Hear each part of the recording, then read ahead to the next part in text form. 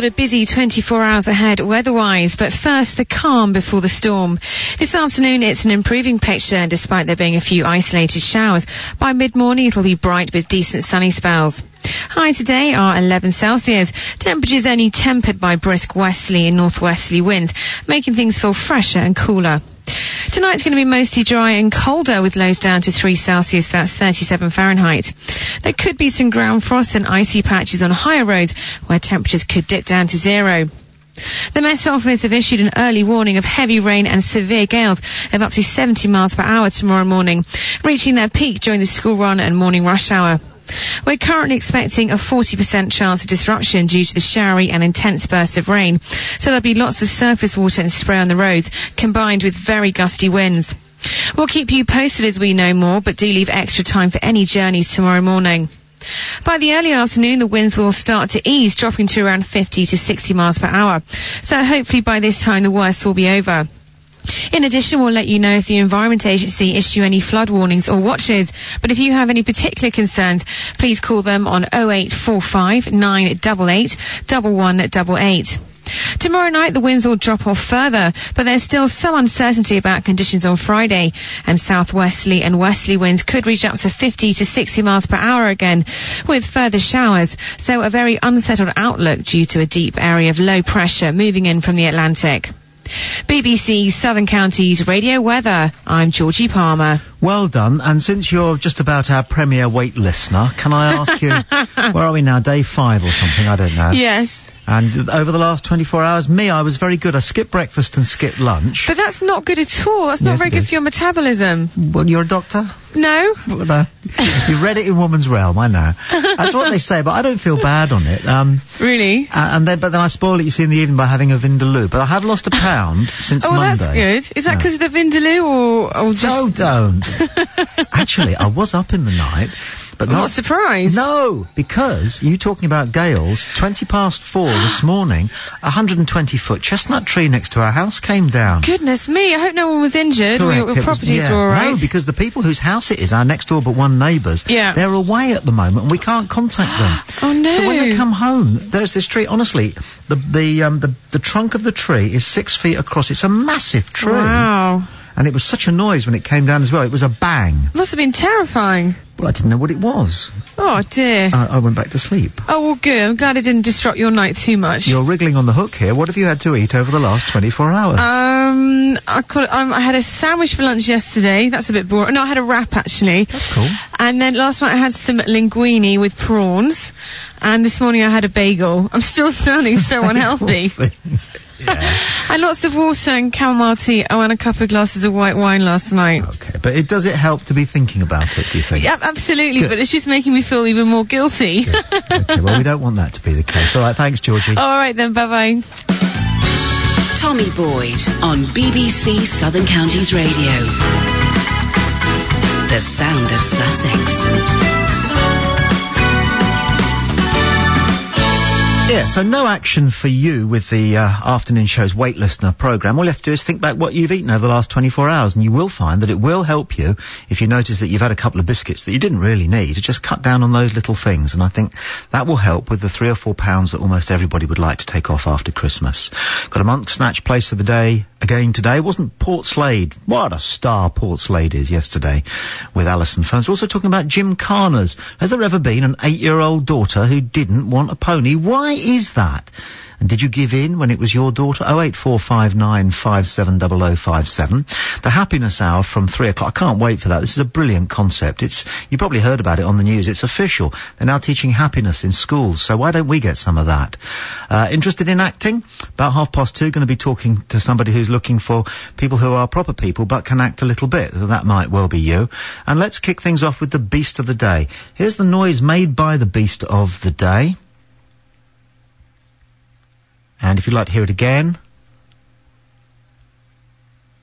08459 570057.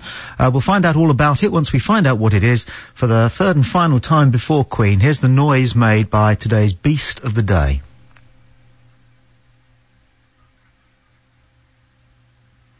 We can hear you laughing next door. It's not funny. Not funny at all.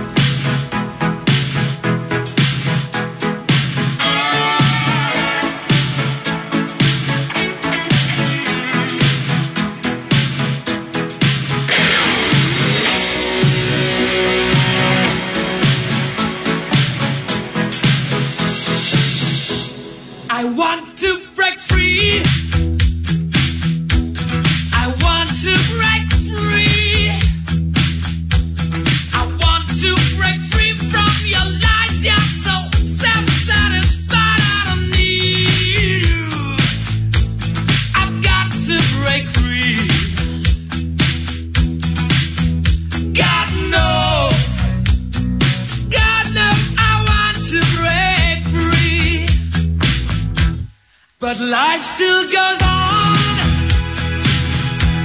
I can't get used to living without you by my side.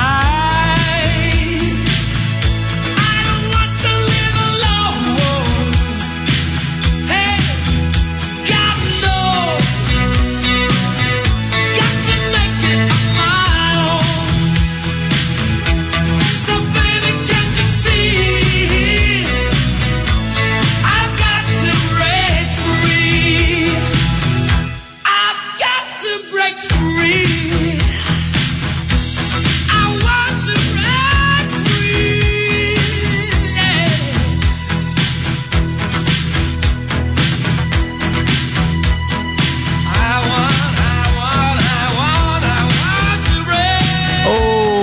When the boys were young, we used to sing the rude version of that whenever it was on the radio. Yes, you know. It's just gone 1:15. It's the afternoon show on BBC Southern Counties Radio. Chinwag with Dawn a little bit later on if you're interested in acting and you're a proper person, which is what I believe she's looking for.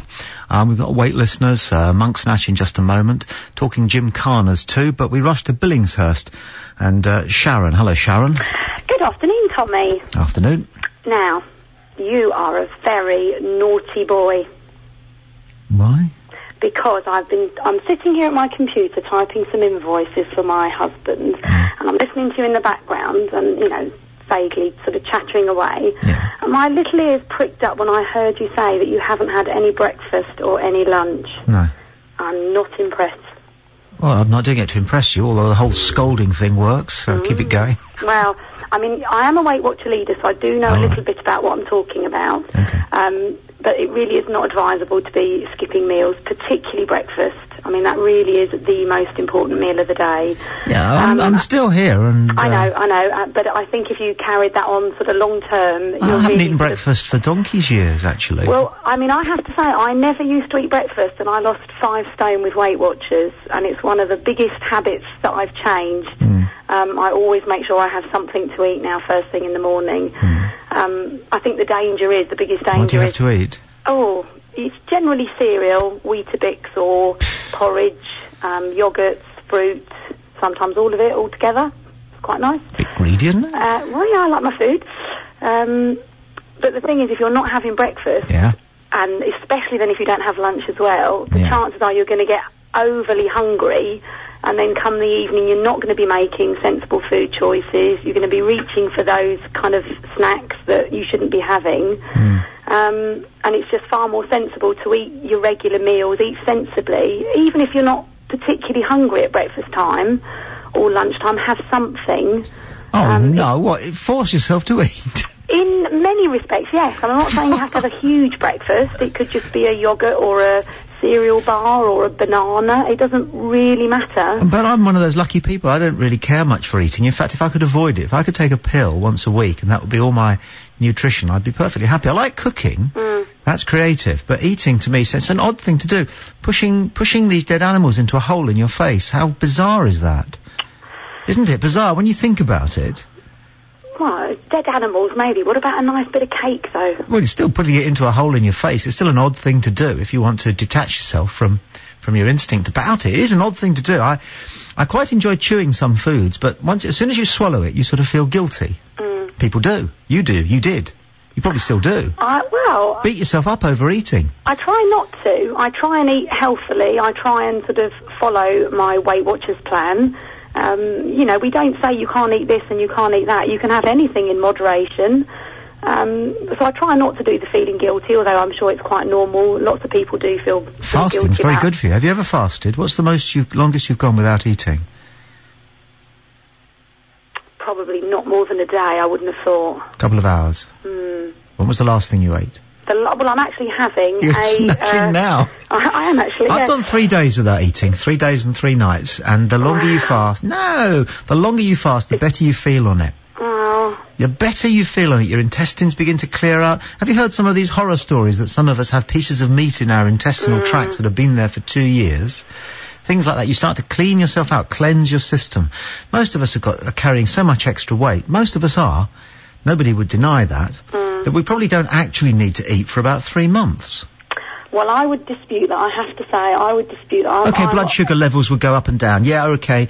You know, you'd probably become a bit hyperglycemic or whatever it is. I certainly wouldn't be recommending it. I think if people just have their 3 meals a day, eating sensibly, keeping an eye on your portion sizes, and making wise food choices, it's not... I say it's not that difficult. It's not rocket science. We all know what we should be doing, but it's sort of doing it. But I certainly, wouldn't be recommending missing your breakfast and your lunch. How about exercise? Because I do take quite a bit of exercise. Exercise is fantastic. I've done my badminton this morning. Badders? Yeah, I try and do about half an hour a day. That's good. Yeah, I like exercise, yeah. Okay, and what's your weight at the moment? It's about 9.5 stone, which is within a few pounds of where it should be. Okay. And, good. Okay. I'm just thinking, I'm 12 stone dead this morning. I was 12 stone 4 about 10 days ago, so it's not, I tend to eat more at weekends, and so I find on a Monday morning I'm probably almost back to where I was before, but Monday to Friday I find it possible just to restrict myself enormously and feel pleased about doing it. But yeah, you're right, you don't want to do anything daft. Cheers. Okay then, thanks Tommy, bye. Thanks for your call. So there's Sharon, and I've been a naughty boy. That sort of talk works, I don't know why. It's 22 minutes past 1. It's the afternoon show on BBC Southern Counties Radio. One more chance to identify from the noise it makes, the beast of the day. Here it comes. 08459 570057. Ian in Littlehampton thinks he knows what the beast is. Hello, Ian. Hello there, Eddie. Eddie. Tommy, okay, carry on. sorry. Don't worry about it. I think Eddie's fantastic. I'm going to be called Eddie from now on. I love Eddie. Right, no, I was somewhere else. I think it's a mute swan. It's a good guess, isn't it? But no. Yeah, no. So I think even a mute swan does make some sort of a noise. True. Yeah. Okay, thanks for that. Okay, cheers. Bye. Bye. Okay, so you're tuned to BBC Southern Counties Radio. It's the afternoon show with Eddie Boyd. Join me, Sarah Gorrell, every Sunday from 6 till 10 to hear how personal experience can affect your faith. My first grandchild was born to my 17-year-old daughter. Great shock. I couldn't get any help from anywhere and I became homeless. 10 years ago, I was actually on my own at that point with my 2 kids. My daughter was killed in a road accident. How's faith tested when life doesn't go to plan? Find out more each Sunday with me, Sarah Gorrell, here on BBC Southern Counties Radio. The sound of Sussex. BBC Southern Counties Radio. We like Sarah Gorrell in my house. My wife always says, I like Sarah Gorrell, she doesn't sound like a broadcaster. And I say to her, I'll tell her you said that. And she goes, no, what I mean is she sounds like a normal person. Very true. So that's Sarah, weekends, early, BBC Southern Counties Radio. Here's the beast of the day one last time, hopefully. What's this? 08459 570057. I'll pick a Monk Snatch place of the day out of the Monk Snatch machine very shortly, and we're also talking gymkhanas. If you, young lady, or not so young lady, listening to this programme this afternoon, can remember when you were 8, did you crave a pony? I bet you did. It might have been a phase you went through, and your parents possibly very shrewdly managed to sidestep it one way or another, or maybe they caved in, and you did have a real My Little Pony when you were 8. What is it all about? I've only had sons, and I've only got brothers, so I just don't know what it is that suddenly runs through the heart of an 8-year-old girl, 7 or 9, and she comes home from school one day and announces, I want a pony. Why? 08459 570057. And if you caved in and said yes, I bet you had some happy memories. Sit down and let you listen to it, and then you might find it easy. But why don't you have one last think? The beast of the day. Oh, we'll choose a Monk Snatch place in just a second, but Alison Ferns is with us this afternoon. Hello again. Hello. And now, when you were 8, did you ever hanker for a pony? You see, not so much a pony, it was donkey derbies were all the rage where I was in Peacehaven, rather than the gymkhana, which says a lot for my childhood. But that's what I really craved. I always wanted to be the person who could sit on the donkey and go round the donkey derby. Wasn't that interested in ponies? Although I did have a My Little Pony. Do you remember those? What is it with young girls and ponies? And remember, I've seen Schaefer's Equus, and I don't want to go there this afternoon. And like rocking horses. I loved my rocking horse. Oh, I adored my rocking horse, to the point that the tail actually fell off because I think I'd just brushed it and plaited it one time too many. See, I know nothing about little girls because I only have sons, and I only had brothers, so it's one big hole in my life. I've never seen a female growing up through the various phases that I gather you're still going through, by the way, most of you. But anyway, that's another show. But I can't get the horse thing, because why the horse? Why not other animals? They all fall in love with tortoises or gorillas. It doesn't happen. It's a horse. No, There's got to be a horse. And I know it's multinational, because there's a whole Simpsons episode given over to it, and nobody's gone, what? Where little Lisa has to have a pony. I wonder what it is. It's strange. The attraction. 08459570057 if that's something that's crossed your family's path. I think it might have something to do with the brushing of the hair, you know. Do you? But I'm no psychologist. Wrong. But it might have something to do with that, the kind of grooming aspect. Yeah. Because, you know, if you have, like, dolls and stuff, you like to dress them up, do their hair. You kind of do that with a horse. Yeah. No, you're not with me on this one, are I'm you? not I think there's something in this. Tommy Boyd is not into brushing his hair, although Eddie Boyd might well be, with Brill Cream. One of those metal combs. I don't know if you can get any more. They used to have confiscated if you went to football matches, because the police, in Sheffield anyway, said that you could use it as a weapon, and we never worked out what you're going to do with a comb. With a metal comb. How would you use that? Come here, mate.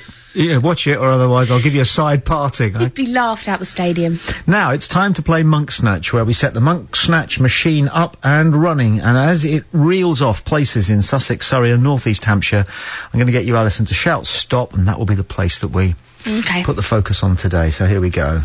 Fleet, Watling, Hoe, Crookham Village, Bexhill, Oldham, Stenning, Mile Oak, Alton, Southwick, Ash, Portslade Village, Tonham, Hassocks, Elstead, Godalming, Midget, Lingfield, Findlay, Is there a place they're called Midget? Sounded like that, yeah. And the Monk Snatch place of today, as chosen at random by Alison Ferns in conjunction with the Monk Snatch machine, is Lancing.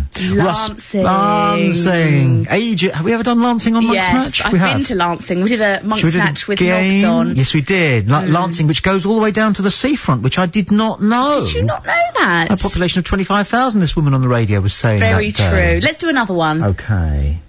It's going to hack people off in Lancing. Reigate, Anstey, Feltham, Forest Row, Copsale Street, Westham, Mackerel's Common, Farnham, Hazelmere, Farnham. Is it Farnham? Farnham. We love Farnham today. Now, I'll tell you who lives in Farnham. An athlete called, I think her name is Sharon Twill. What does she do? She's a runner, and she's going to win a medal in 2012. Apparently, she just does not stop running. And she's halfway between her O-levels, and that's all I know about Farnham.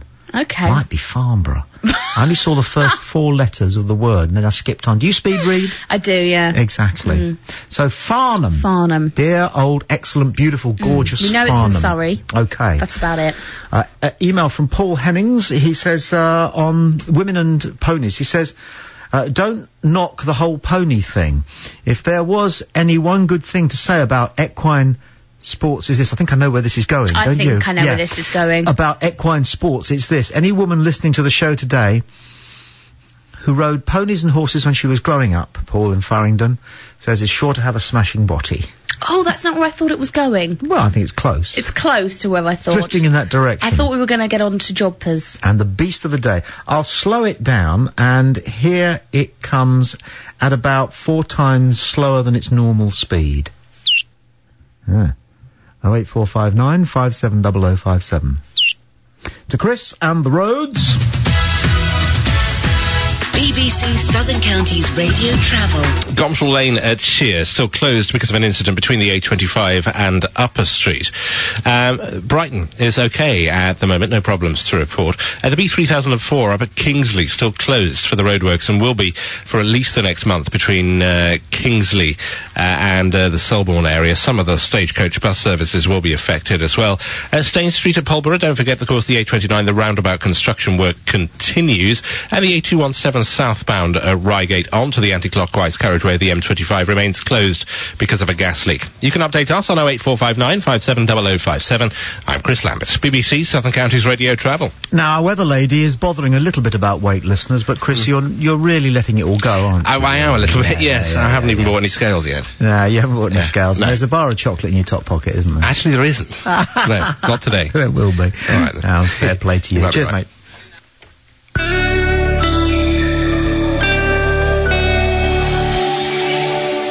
Here's the weather. Today, cloudy, rainy, that rain heavy at times, gradually clearing, brighter skies in the afternoon. There's sunshine here in Guildford, 10 degrees centigrade, 50 degrees Fahrenheit. Tonight, increasingly cloudy, patchy rain in the north by the morning, becoming, I guess that means M25, becoming windy again, southwesterly winds with gales later.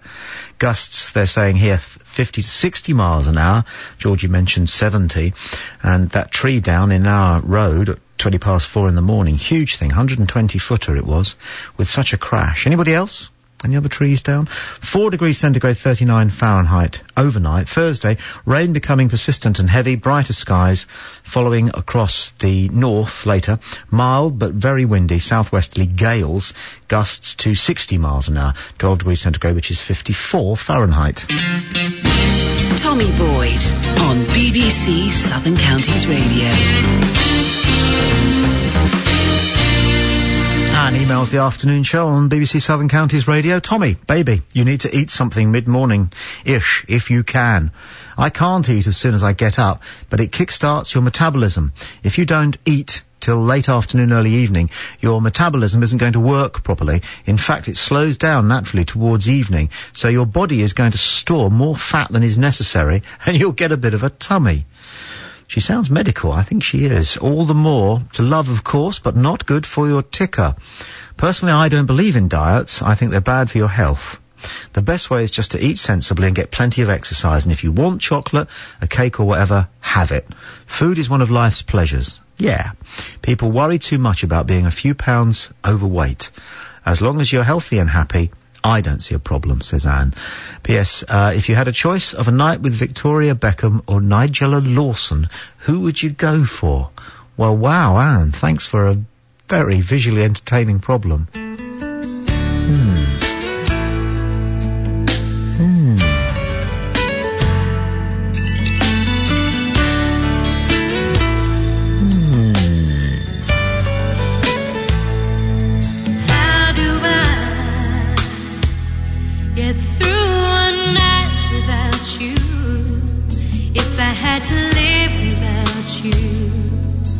What kind of life would that be? Oh,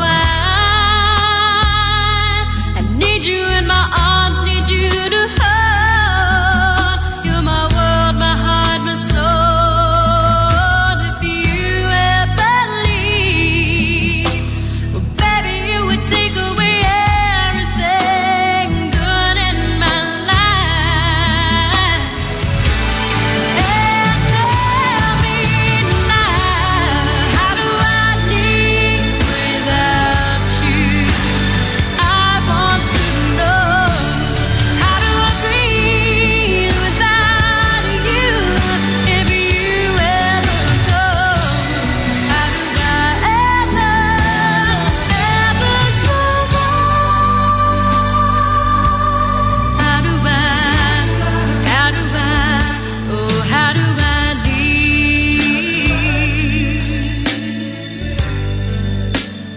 That's Leanne Rimes.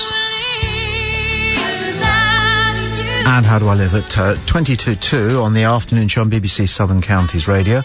I was just in the middle of looking up Gymkhana on the internet when my PC's gone on me, so let's talk to Eric instead. Eric calls the show from Eastbourne with a bit of a query about his radio and the beast of the day. Hello, Eric.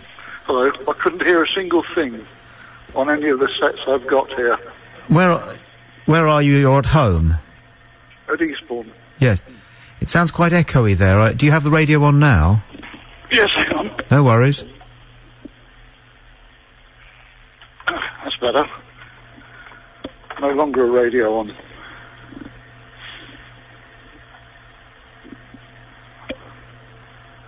Lost you altogether now. No, I'm still here. All right. I was just thinking about what this might be. The fact is, Eric, that this is the beast of the day. Here we go. Are you ready? You're listening on your phone now. I am. Okay, here comes the beast of the day today. I grant you it is a bit of a tease, but there's nothing wrong with your radios. Or your ears. Any idea what that might be? A slow worm. I said to the team, it could be any one of a million things. A ladybird doesn't make any noise. But this is an animal that does make a noise, a considerable noise. Okay. Well, it's asleep. When it's awake. All right. Stop being obtuse. No idea. No idea. Would you like to hear it slowed down? Slowed down and turned up. Here we go. Any idea? Now I've got a couple of squeaks now. Yep, you're no nearer. That's a bat. That is a bat. Eric, there you are, man. Puff your chest out with pride. Any idea what sort of a bat this is? A pipistrel. Well, you see, you're that good. I've got a good mind to ask you who won the Battle of Hastings and go the whole £1 million thing with you.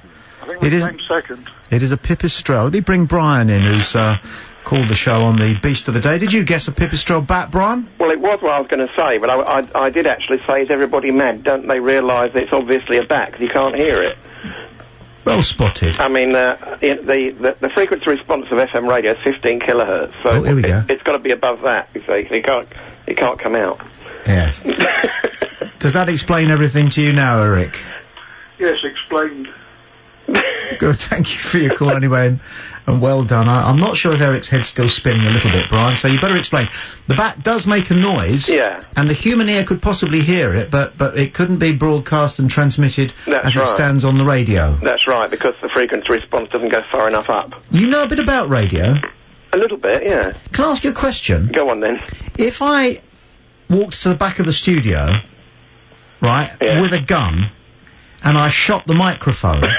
No. Yes? Would you hear the bang at home on your radio? Well, you probably hear the first bit of it.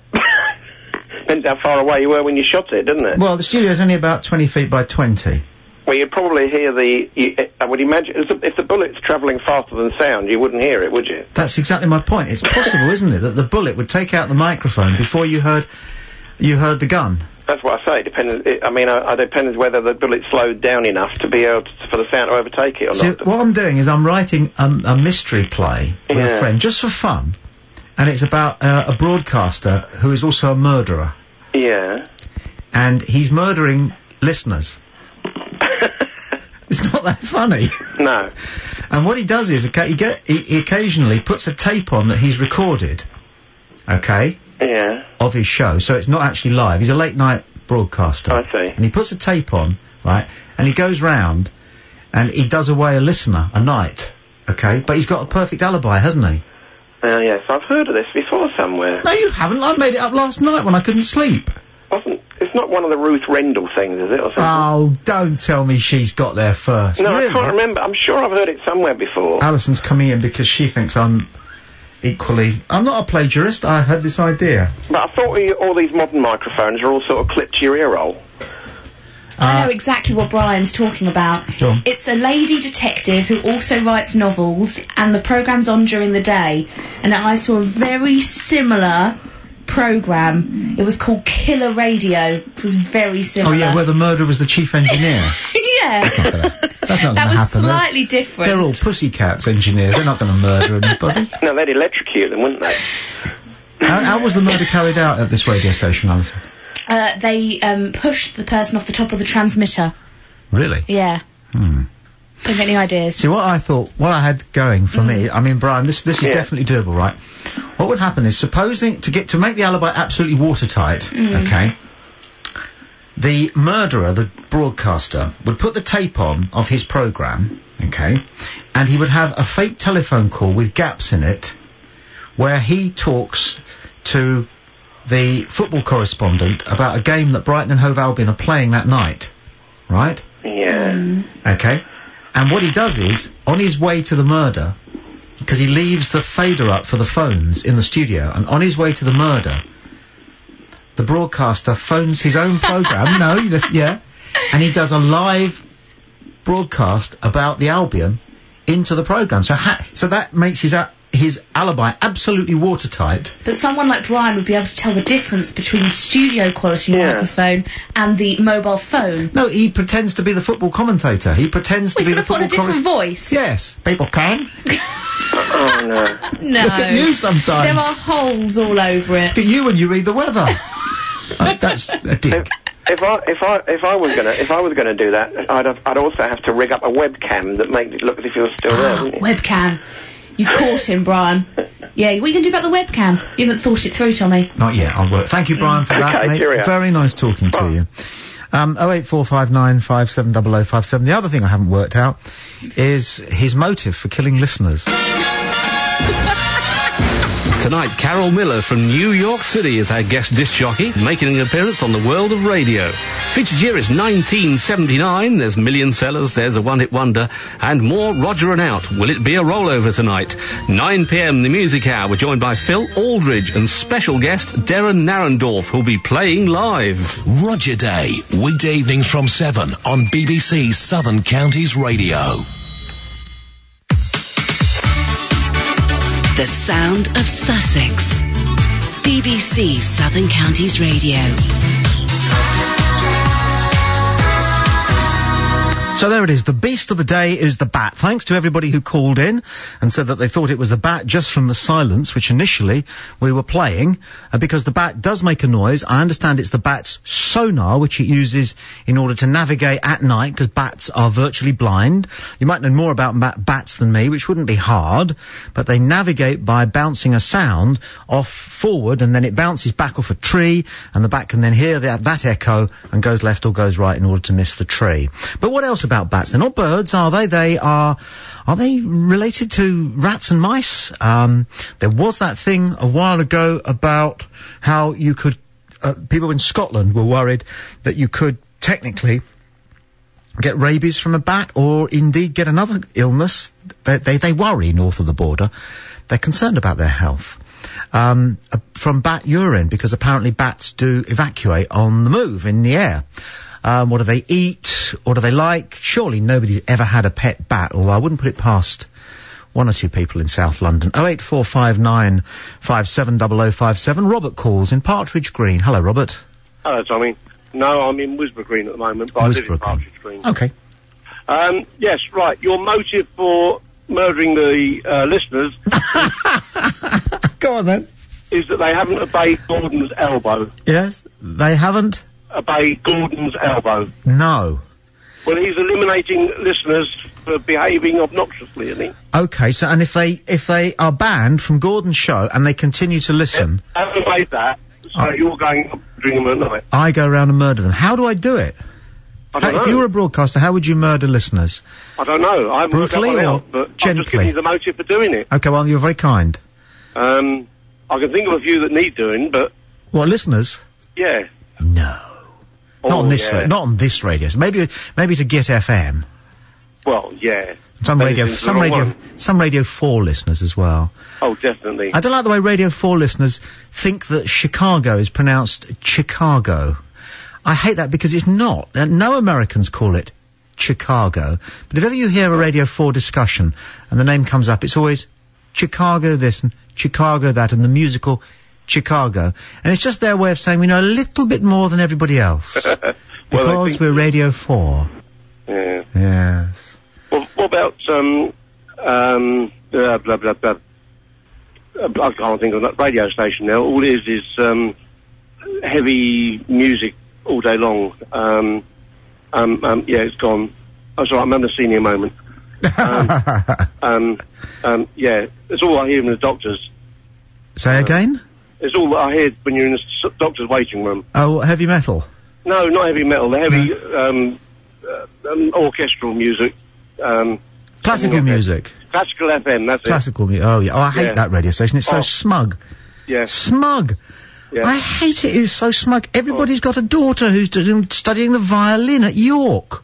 Well, fine, yeah, but do we have to have it in... Well, I hardly believe it half the time. Oh. And the commercials, they're all for health aids and... Oh, glad we don't play commercials on this radio station. No commercials, no mercy. That's my motto. Oh. More music radio. Yeah, music and speech that's right for the time of day. I think that's sort of speech, just chatting, really. Yeah. Friendly chat. Nutty drivers as they're driving along listening to you. Nutty drivers, yes. Yeah. All right, cheers, mate. Cheers, Tommy. All the best. Good talking to you. Very nice man.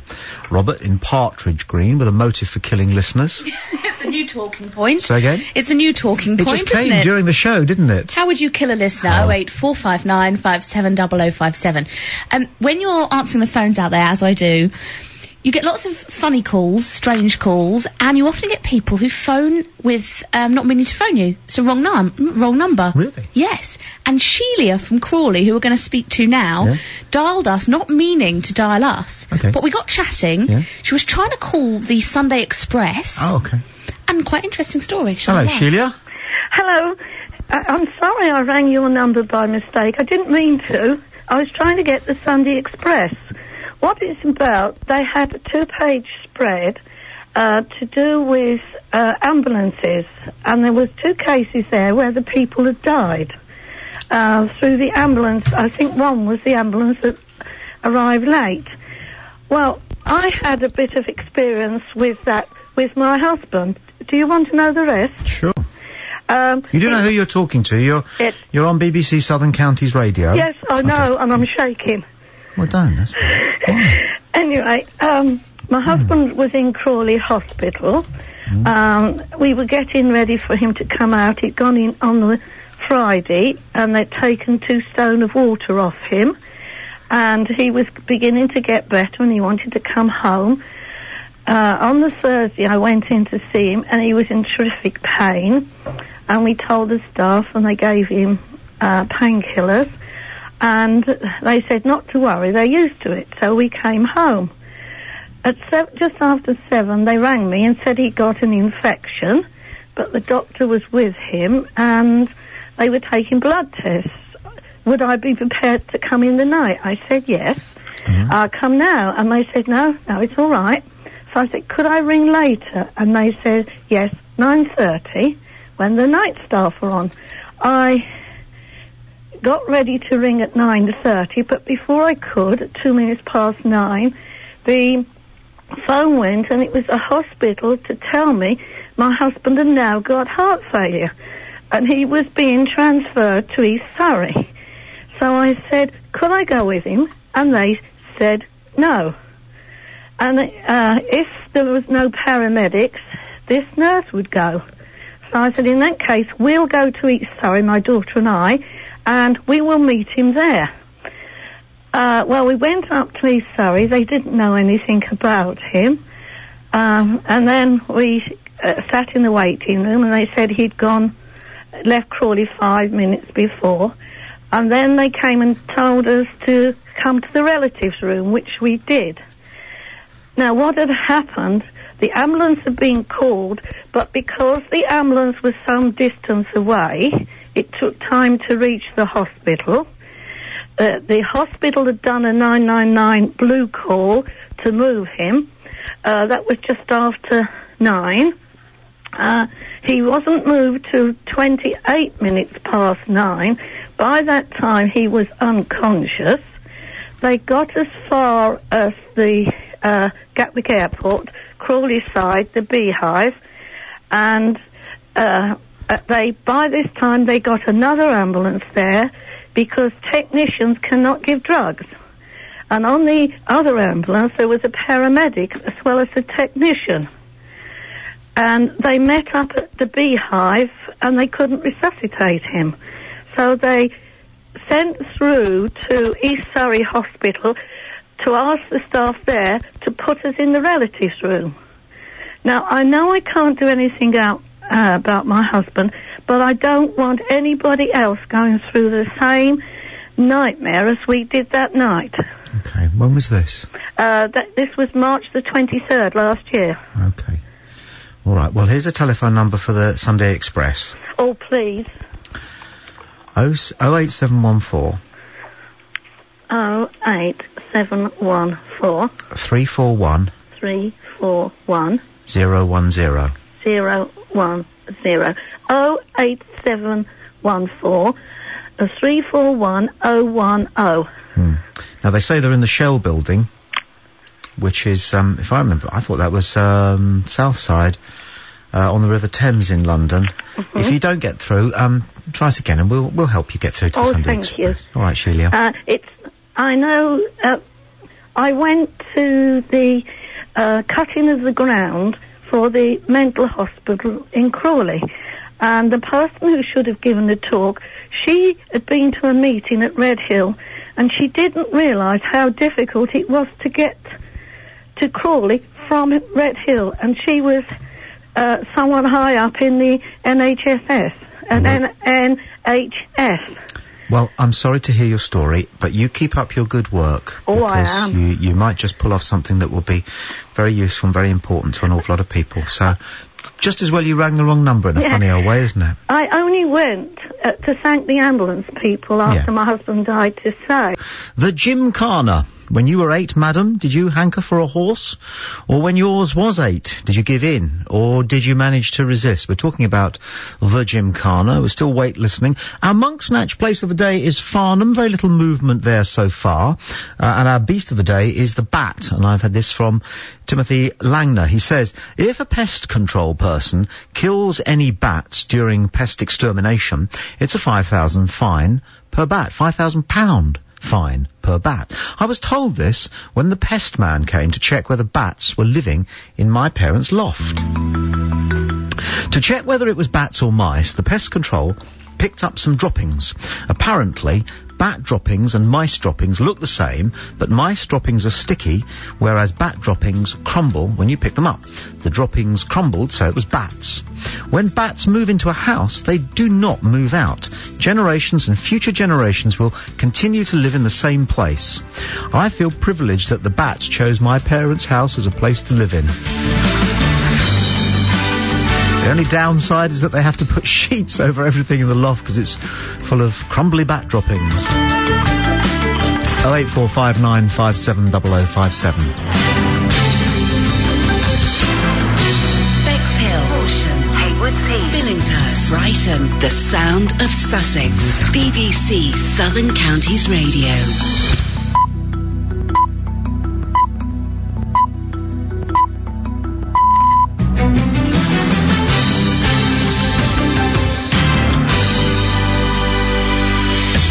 It's 2 o'clock, the top story this hour. The Tories insist the government take responsibility for the latest Home Office blunder. If one of these dangerous criminals is found to have been working with vulnerable adults or with children, the Home Secretary will not be able to run away for responsibility for it. Good afternoon, I'm Fiona McCarthy. The government's insisting that dozens of Britons who committed very serious crimes abroad are now officially recorded on the police's national computer. An inquiry had been ordered by the Home Secretary John Reid after the disclosure that details of more than 500 cases had been left in files in the Home Office. They included the names of 5 murderers, 25 rapists and 29 paedophiles. John Reid told the Commons the information from some countries was poor, piecemeal and in some cases unreadable, and he said it was unacceptable he wasn't told of the problem. This is a problem that was some years in the making. By May 2006, a better system had been established and was operational. I take full responsibility now for ensuring that this new system operates effectively to protect the public and that the lessons of past failings are properly learned. The drug runner found guilty of murdering the former Brighton University student Peter Falconio has lost his appeal against his conviction. Last month, lawyers representing Bradley Murdoch argued he'd suffered a substantial miscarriage of justice at his trial in 2005, but this has now been rejected. Mr Falconio disappeared while travelling with his girlfriend Joanne Lees in the Australian outback 5 years ago. The mother of Molly Campbell, the 12-year-old who ran away from the Western Isles to be with her father in Pakistan, has dropped her case for full custody of her daughter. Lawyers acting for Louise Campbell say she now wants an out-of-court settlement which would establish how and when she can see Molly, who's also known as Misbah. Police in Sussex have used their taser stun guns 4 times since they were introduced 3 years ago. The latest figures show that across the border in Surrey, an officer used his taser gun as a warning but didn't actually fire it. The figures have been released under the Freedom of Information Act and show that across the UK as a whole there have been over 570 incidents where police have used the guns. Tenants at a Hastings business park say they're fed up of losing money after waiting for more than a year for an electrical supply. Power still hasn't been switched on at the Northridge site, even though an application was made 15 months ago. Potential client David Jameson from the Jameson Consultancy told BBC Southern Counties Radio it's proved difficult for them. Yes, I've even got my desks in my garage at the moment. We've had things stored from suppliers, from deals that we'd negotiated back middle of last year in anticipation of moving in by Christmas. And, of course, it's costing us money to do that. And the Italian film producer Carlo Ponti, the husband of Sophia Loren, has died in Geneva at the age of 94. He produced a number of classics, including Dr. Zhivago. Turning to sport, and Brighton assistant manager Dean White insists his young squad is resilient enough to pull away from the lower reaches of League One. Albion hosts fifth bottom Millwall in a crucial match this weekend. Dean Hammond's suspension is carried over from last night's postponement at Bristol City. Joint caretaker manager John Yem says he expects more new faces to be joining Crawley this month. Yesterday, the club signed defenders Magnus Okaronge and Ronnie Bull. And Rangers are expected to name Walter Smith as their new manager later this afternoon after successful talks with the Scottish Football Association. You're up to date with BBC Southern Counties Radio. It's 4 minutes past 2. BBC Southern Counties Radio Travel. The Ridge at Hastings has been closed. That's the B2093 because of an accident and a fuel spillage just between Ivy House Lane and Beanie's Lane. Police are in attendance. Gomshall Lane remains shut at Shear because of an incident between the A25 and Upper Street. First Capital Connect, normal service has now resumed between Bedford and Brighton. But if you are heading into London, you might like to know that eastbound there are severe delays still on the District Line. You can update us on 08459 570057. I'm Chris Lambert, BBC Southern Counties Radio Travel.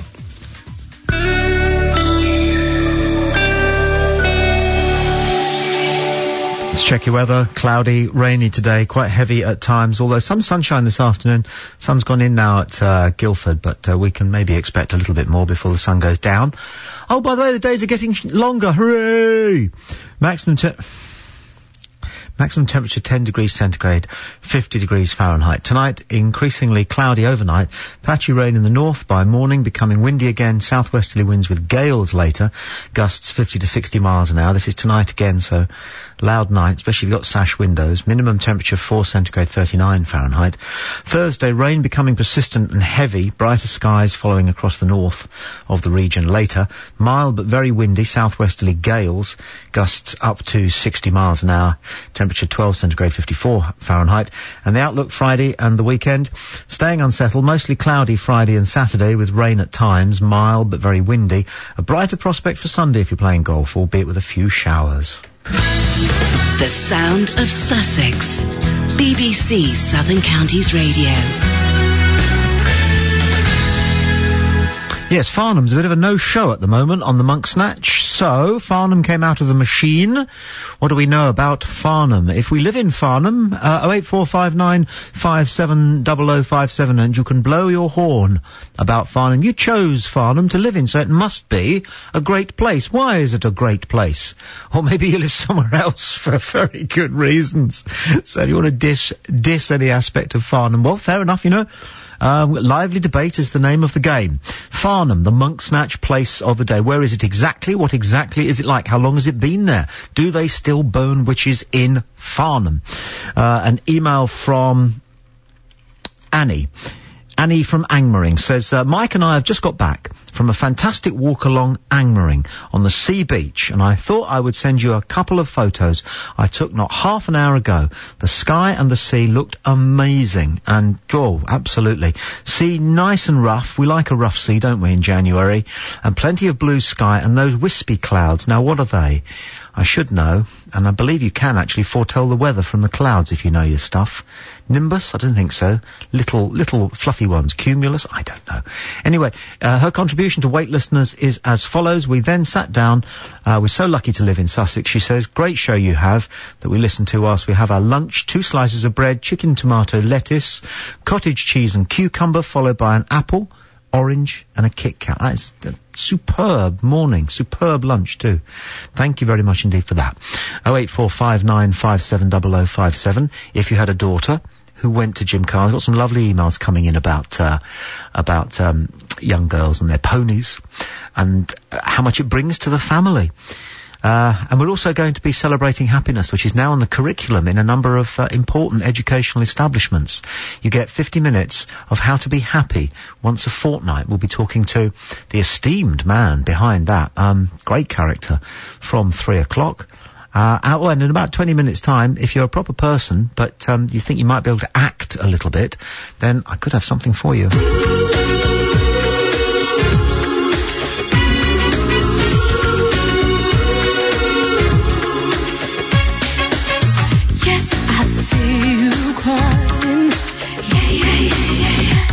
I feel your broken heart. I can feel your hurting. Still you choose to play the part. If you let me be, I'll be all you need, all you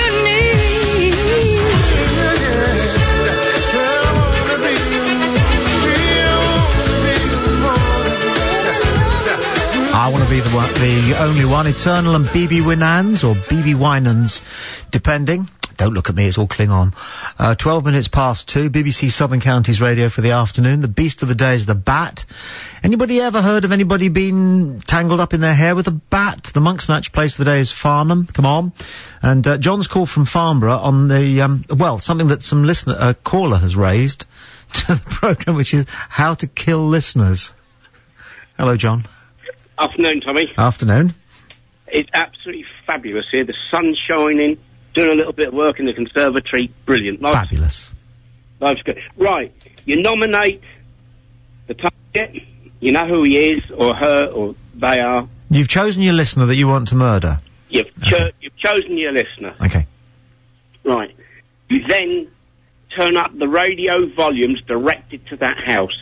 You burst their eardrums, blood and gore all over the place. You turn it back down, and the police have got a massive mystery on their hands. They have, but I don't know whether you can actually identify individual houses with your radio signal. I wish you could. It's going to get that way, isn't it?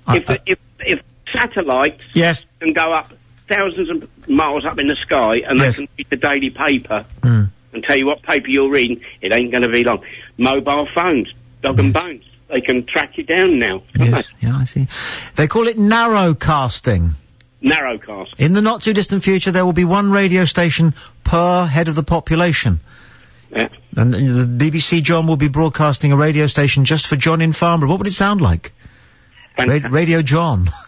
We'd have to have Ali there. You'd have Ali on it. Okay, that's cool. Yeah. No doubt. Yeah. All right, my friend. Cheers, mate. Thanks. He's busy in the conservatory. His suggestion for killing listeners is to aim the output of the transmitter directly at their home and boost it up so loud that their eardrums explode.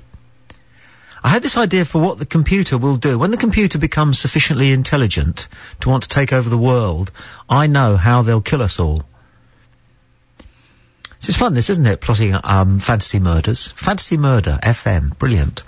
Neil is on the M25. Actually, it's Southern Counties Radio. He's on the M25 about the beast of the day. Thanks for calling, Neil. Hello, Tommy. How you doing? Yeah, good, you? Jolly good. Yeah, not bad at all. Early shoot from work, so, like your last chat, life's good. Nice one. What time did you get off?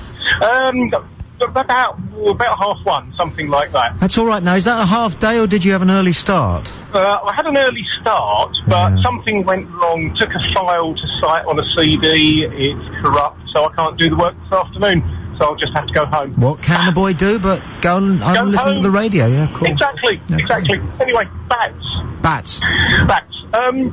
You said before the news that, somebody had said that bats come to your house and there they stay forever and ever. There's a guy called Tim, yeah? Right, well, according to Batwoman that came round to our house, because we've got bats in our house. Have you? Yes, in a flat roof extension. We want to kind of knock that bit of the extension down and do something else with it, but there's bats in there. So we've got Batwoman round. And she said, not a problem, you can't knock it down whilst they're in there, but they go away in the winter. And apparently what they do is they have a number of, I think they're called roosts, whatever they're called anyway. And they have warm ones for the summer, and then when winter comes along, they want to hibernate, they go and find a cold roost. And that way their body slows down and they're able to hibernate. If they stayed in your house, they would sort of carry on normally. They don't want to do that. And So they did, go did your Batwoman give you any idea as to whether or not it's true that these bats have to be cherished? You're certainly... We were not allowed to do any work whatsoever whilst the bats were there. Well, la-di-da, the bats. They are protected and all I hope that. they're paying their share of your mortgage to the Halifax. Well, exactly. No, they're exactly. not, are they? I tell you, Tommy, they are fantastic. We had one in our living room. We did. I don't know how it got in there. I think it came in through the patio door when the patio door was open. Yeah, I think it came in sort of when the window or the door was open, and then we shut the door as it got cooler. And then all of a sudden this thing was flying around. What did it do? Did it fly all the time, or did it eventually settle? No, it settled, but we couldn't find it. Then it came back out again, and I stood in the middle of the living room, and this thing, the bat, which was a kind of flying mouse, about that sort of size, went backwards and forwards, and it missed me by inches. So it doesn't get tangled up in your hair, but it missed me by inches. But as it went past, you didn't hear anything. It just went past. No sort of shh as it went past. It was just completely silent. And in the summer, when it's kind of a nice, warm, moist evening, we sit out in the back garden, and the bats are flying up and down the garden, catching their insects. Fantastic. So I don't mind. They're all right. Good for you. Good for you. Presumably you left the window open, and the next day it was gone. Oh, we left we opened the door, and it flew out. Yeah. So fantastic. Good Clouds, for you, Tommy. Very quickly. Go on. Very quickly, clouds. Yeah, you can tell what weather's coming.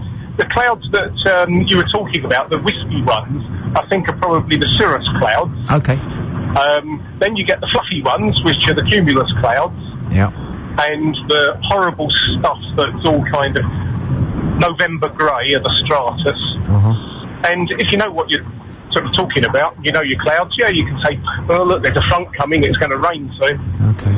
Type of stuff. Good stuff. Thank you very much indeed for your call. Enjoy the rest of your afternoon, and thank you for your information. Thank you. You enjoy yourself too. Dear boy, what a nice man. Neil on the M25. Now we rush to Farnham, which is our Monk Snatch place of the day. And Hugh, who's in Farnham this afternoon. Hello, Hugh. Hello. Dear boy, how long have you been a Farnhamite? Well, we moved here from Ripley in 97, so it's 10 years we've been here now. Okay. Why did you choose Farnham? Well, it was the only suitable premises we could find at the time, and as it turned out, they were quite useful, really. You say premises, so you've got a business in Farnham? Yeah, we've got an old radiator business. We do vintage and car radiator repairs. How interesting. Yeah. And so it's a sort of business that's been going ever since the first car was built. Fantastic. So what have you got in the shop or the works at the moment then, car radiator wise? Well, we've just done an old American radiator for a local Farnham person. Was that a welding job, or do you... Well, it's soldering, it's not welding. Job, yeah, okay. Radiators are soldered, they're not welded. Why is that then? Why not welded? Well, because they're made of brass and copper. Yeah. And welding would be too severe. Okay. So all the material would disappear if you used welding instead of soldering. But soldering, like it's soft soldering. You couldn't, or maybe you could deal with a fairly big hole in a rad if you're soldering? Yeah, that's right. If there's a big hole in a radiator and the rest of the radiator was in good condition, you could make up a brass plate and sweat it on there. Okay. And then, is it more or less... No, it's not going to be more or less the same with old domestic radiators because they don't burst in quite the same way, or do they? No, the old domestic ones are made of steel. Yeah. So most... The ones that your mum used to say, don't sit on that, you'll get piles. Yeah. Do you remember? Yeah, well, like the ones you'd see in school. Yeah. The big, heavy ones. Yeah. The BBC used to have some at their studios in Bristol, I remember, and there were notices up everywhere. Yeah. Pre-health and safety, this is, but there were notices up everywhere saying, please do not sit on the radiators as they are likely to scald your bottom. Yeah. Which, because some of those radiators could, literally, I think, get boiling hot, couldn't they? Oh, yes. Yeah, very hot. But anyway, going back to Farnham. Farnham as such, obviously, my sort of big interest, apart because obviously I'm in the motor trade, we do a lot of work for garages and that sort of thing. Yeah. And obviously, there were one or two famous people who were in motorsport. Obviously, Mike Hawthorne being one of them. Wasn't that sad? And he came from Farnham, and in fact, he's buried in the churchyard. Didn't he die on his way for fish and chips? No. He was somebody else. He was in a hurry coming back from Goodwood one day, and he lost control at the top of Stag Hill near Guildford. Right. So, but we also have a bit of a motorsport side of the business here. We also run a mini centre where we restore old minis. Oh, I bet there's demand for that. There is, yeah. That film, The Italian Job, is never going to go away, and that's going to keep them up there, isn't it? That's right. Yeah. So, we have a great interest in the old minis. Beautiful. Well, thanks for your time. Very nice talking to you. And keep up the good work. Thank you very much. Keep soldering on. Yeah, I'm sure it's been done before. Okay. Cheers, Hugh. That's Hugh in Farnham. Farnham is our monk snatch place of the day. So any titbit, however microscopic or preferably even salacious about Farnham, which I suspect is probably pretty proper. But then you never know. 08459570057. The afternoon show on BBC Southern Counties Radio. We're also helping you track what you're eating, because in the couple of weeks after Christmas and New Year, most people would like to shed 2 or 3 pounds. That's all you need to shed. You know, if you think you need to shed 2 or 3 stone, then see somebody else. But if you just a couple of 3 pounds, then one way of doing it is simply monitoring everything that you eat. 24 hours on 24 hours. It really works. This from Tamsin, who said, good motivator this, it's an email. And so I've decided to be honest. Yesterday, lots and lots of pineapple salad type meals, all going very well until... Yeah, I fall like this, you see, Tamsin. I'll read it. 9 p.m. Large glass of wine. Number of nuts eaten, 0. Number of fantasies about eating nuts, many. Sudden idea to try Jack Daniels and Coke. Heard report that it is Kate Middleton's fave drink. 1:30 a.m. Would say that Coke and JD quite nice, but would not recommend it as a nightcap. Attempts to empty jar of peanut butter with spoon. Several. Oh dear, not a wise food choice, methinks hick. Today, back to pineapple. Exercise, hour chasing dog round countryside. Time spent frenziedly searching for important notes. Upturning house, etc. Considerable exercise. Time spent on suspicion that notes are inside dog. Considerable and growing. Diet of dog, last 24 hours. This is good. Puppy performance type fuel, loads. Half tennis ball, pencil, sheep dung, yuck. Skin surface of family and friends with tongue. And those notes. Tamsin, beautiful email. Thank you. Tommy.boyd@bbc.co.uk. Inside Out returns with more surprising stories from where you live. We're going to be investigating the software that can turn your mobile phone into a bugging device. How would you feel if someone got copies of all of your text messages? We'll be meeting the firefighters who are trying to help troubled teenagers turn their lives around. And we travel to Italy on a mission to rescue vultures that have been taken from the wild by bird smugglers. Join me, Chris Packham, for a new series of Inside Out on Friday night at 7:30 on BBC One. So, got anything on Farnham? Got anything on bats? They're the beast of the day. And are you at all interested in acting, but you do need to be a proper person? That's after travel and weather at 2:30. And before then, this is sad. This is a sad song, I think. Good one, though, but sad.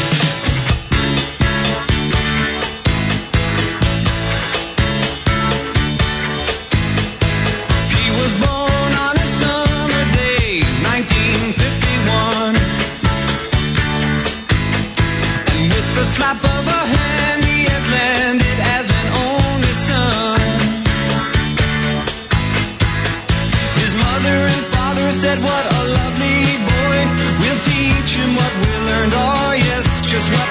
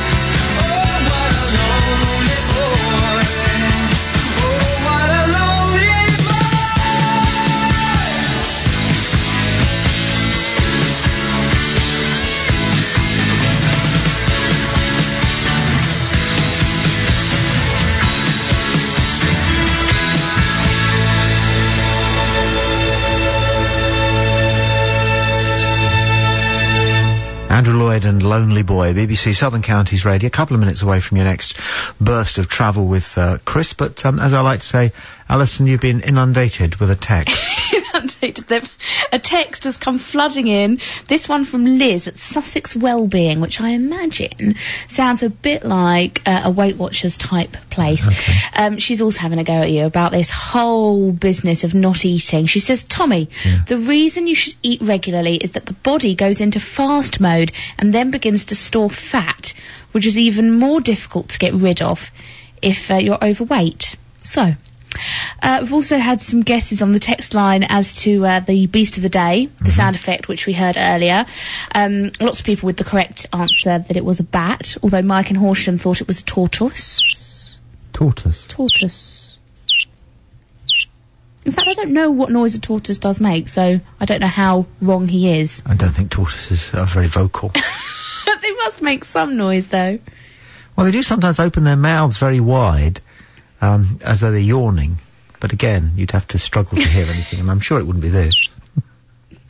And we were also talking earlier about little girls and ponies and what's the attraction. Yes, the gymkhana. Marilyn puts forward her theory. Hi, Tommy, she says, ponies. I think it's purely the first, quite unconscious stirrings of sexuality. Yeah, well, yes. I did have a girlfriend who was into horses, and she had lots of sculptures and wall hangings of the head and shoulders of the horse, and it always had flying mane, angry-looking eyes, and these massive flared nostrils. And I would say to her, why do you like these horses? And she would just say, I don't know, really.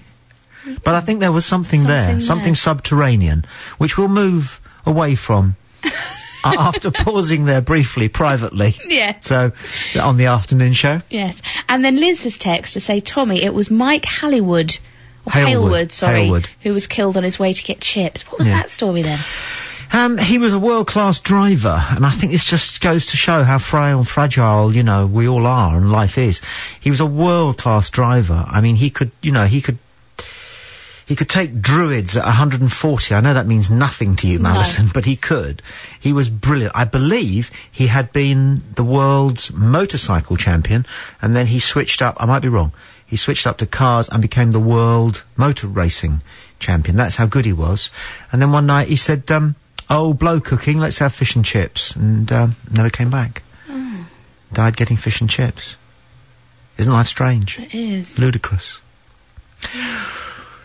Which is why you've got to seize the moment, which is why one of the things that we might be talking about in the third hour of the programme, in around about half an hour's time, is whether or not it's possible to raise your happiness quotient, or your contentment quotient. Yeah, whether you're sort of born that way. Are people born happy and some people born miserable? I was supposed to teach how to be contented and happy when I went to America, and that was 30 years ago, and it's just starting to catch on here. Yeah. Because we've got a school where it's being put on the curriculum, and we'll be talking to the man behind that at about 3 o'clock, and also be fishing for ideas about what makes you happy, what makes you contented. I think they're two separate things, and whether you can encourage your own mind to spend a little bit more time, to visit those places a little bit more often. So I'm really looking forward to 3 until 4. And do you know that you're happy at that moment in time, or do you only know about happiness when you look back at things that have happened and think, oh yeah, you know what, I was really happy then, even though at the time you might not have realised it. I'll give you an example. If you're a football fan, a 1-1 draw is either a very happy event or a very unhappy event, even though it's a 1-1 draw. And this is because either you scored first and then they equalised, in which case you're very sad, or else they scored first and you equalised, in which case you go home singing. Yeah. Right? It's the same result. It is. It's a bit like that poem, you know, if you can treat disaster and triumph both the same, you know, those twin imposters both the same. If Kipling. 08459 570057. We're running late. We must rush and find out what's going on the roads with Chris. BBC Southern Counties Radio Travel. Lewis Road's been closed at Newhaven because of an overturned vehicle near to the junction with Valley Road. At Hastings, the Ridge remains closed, the B2093, because of an accident between Ivy House Lane and Beanies Lane. Gomshall Lane at Shear remains closed because of an incident between the A25 and Upper Street. And all sailings on Transmarsh ferries between Newhaven and Dieppe have been cancelled until Friday morning at 9 o'clock because of a technical problem. You can update us on 08459 570057. I'm Chris Lambert, BBC Southern Counties Radio Travel. Cheers.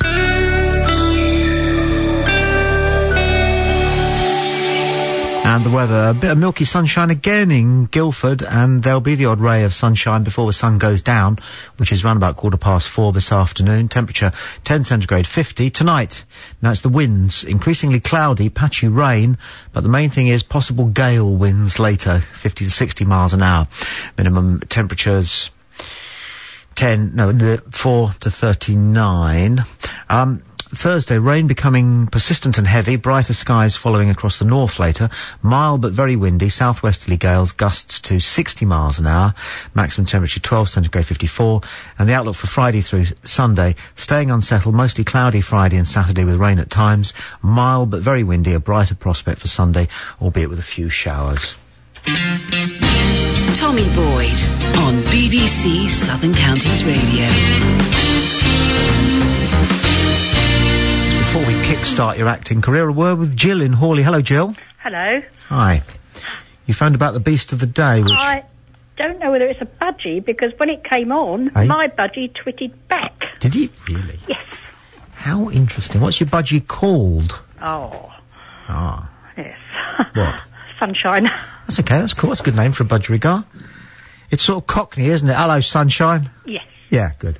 Well, not really, no. No, it's not Sunshine. No. Yes, yes, yes. It's not Cockney. No. Let's do, is your budgie within earshot? Yes. There you go. My goodness. Can you take the phone a little bit nearer to Sunshine? Hold on. Say it again.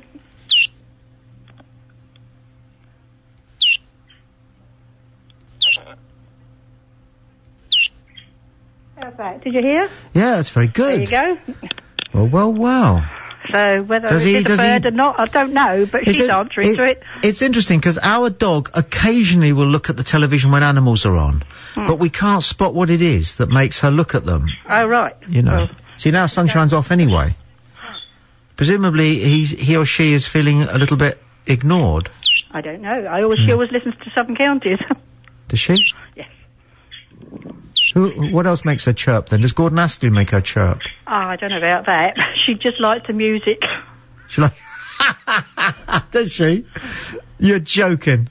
You don't get any particular reaction out of her from any particular artist? No, not really. No, not really. But you do from a bat. All right, lovely one. There she goes. Cheers, Jill. Nice one. Okay. 08459 570057. But belay that call, until you've heard what somebody I'm going to be talking to after Robbie Williams, a very lovely lady called Dawn, who is involved in recruiting real people, such as hopefully yourself, you're a real person, listening, and to do a tiny little bit of acting, which is bound to be fun.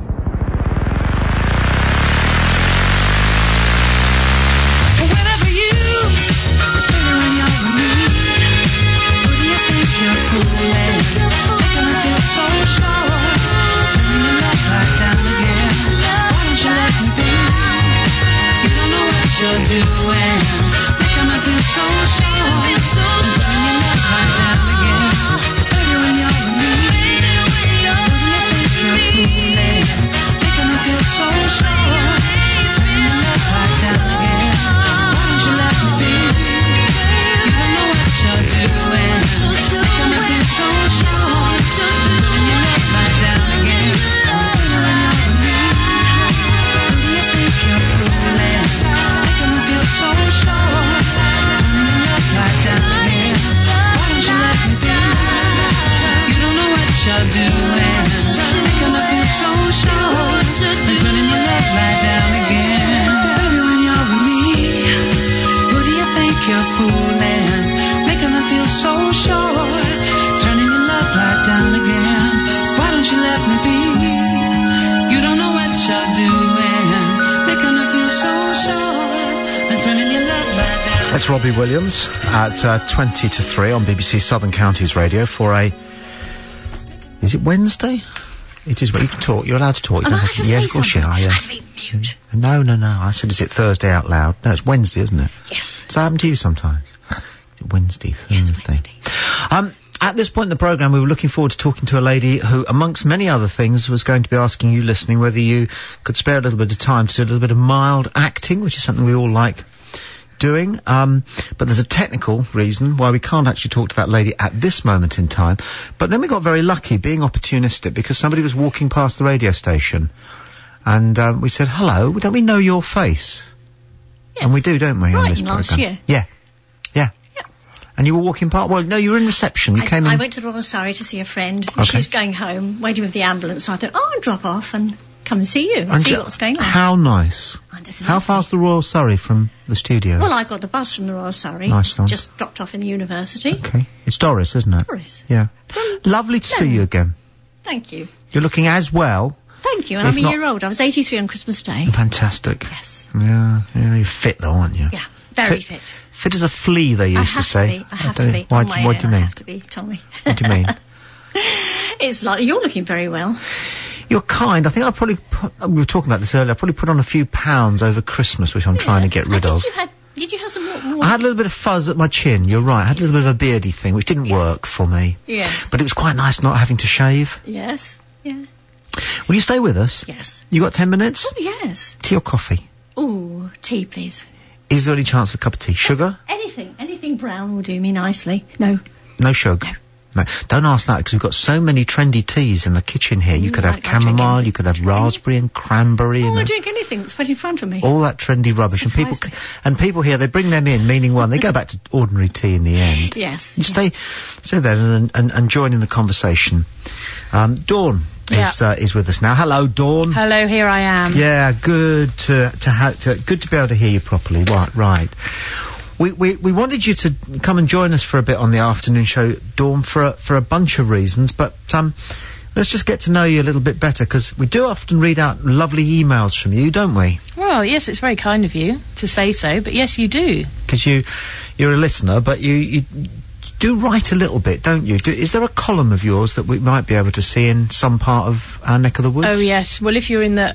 well, I do a column in the Portsmouth News, and it's called The Sharp End. And it comes out in their weekend magazine every Saturday, and I've been doing that for probably almost 3 years now, which is a bit of a challenge, as you can imagine, to come up with new things every week. And you sort of talk about not politics and stuff, but just life. I can talk about anything I like, actually. I have a complete open brief. Really? Yes. So what sort of things do you tend to put in your column? Well, I try and pitch ahead. I don't want to be giving away too many secrets here, but I do write it about a week before it comes out. Yeah. And so I try and think what might be happening when people are reading it. Yeah. So if there's an event, then I'll talk about that, or a personality or a wedding or anything like that. But I can, as long as I don't loom down the Mummy Diary route, which they don't want, I can do anything I like. Okay. It would be easier if I could do the Mummy Diary, of course, but I think other people have got that covered. How many have you got at home? Oh, just the one, if you're not counting my husband. Just the one Well child. said. But I do have 2 stepdaughters who are teenagers as well, so I've got a finger in many pies. And your husband, I think I remember from one of your emails, he's not always in this country, is he? He's been relentlessly around for quite some time now, so we're not used to it. But he is quite often in the Middle East. And what's that with? Because he's a lawyer, and I know exactly. I can always see people's faces and shut down when I say that. No, on the contrary, we all want you to lend us some money now. You must be so rich. But well, yeah. What chance we find things. Which countries? He goes to Bahrain, Qatar, Kuwait, Saudi Arabia, because he's prepare to glaze still further, because he is a telecoms lawyer, which means that he sets up people's telephone systems and all their mobile contracts and all that malarkey. So, yes, he has a very high boredom threshold. I have a very low boredom threshold, so you can imagine how those winter evenings fly by. That's interesting. So are you one of these chalk and cheese couples who work because you're opposite? Totally opposite. Really? Absolutely. I don't quite know why we do work, actually, but we do. But not always. We're quite volatile. But, yes, we couldn't be more different if you tried to find a pair that were more different. In one of your emails to us, you mentioned something about something that's coming up, and you said maybe if somebody listening to the afternoon show on Southern Counties is interested in getting involved, and it did sound good. That's why we thought we'd bring you to the microphone. So what's going on? Well, I don't know if you've ever been to the revival of the motor circuit at Goodwood. They have a big event every September at the motor circuit, which closed in 1966 and reopened in 1998. But it's all set in the 1950s. They have a great big motor racing event over 3 days at the end of August and beginning of September.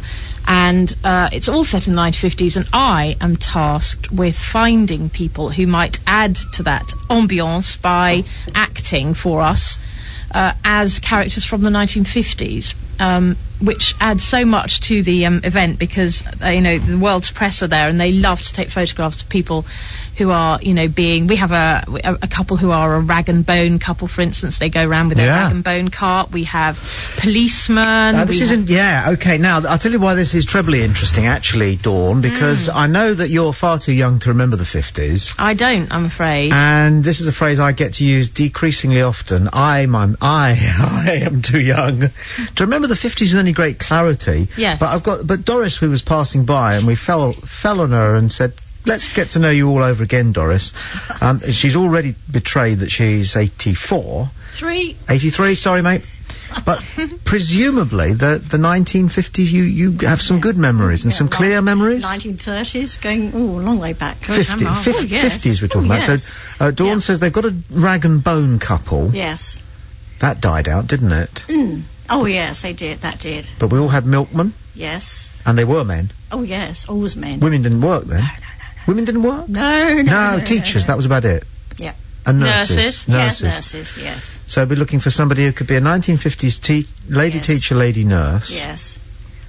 Milkman. We have schoolgirls, schoolboys, we have married couple, honeymooning couples, we have starlets, the kind of Hollywood starlet type people. Could I come as a 1950s style footballer? Yeah, oddly, it's funny you should say that. Go on. Because that is one of our new characters that we're having this...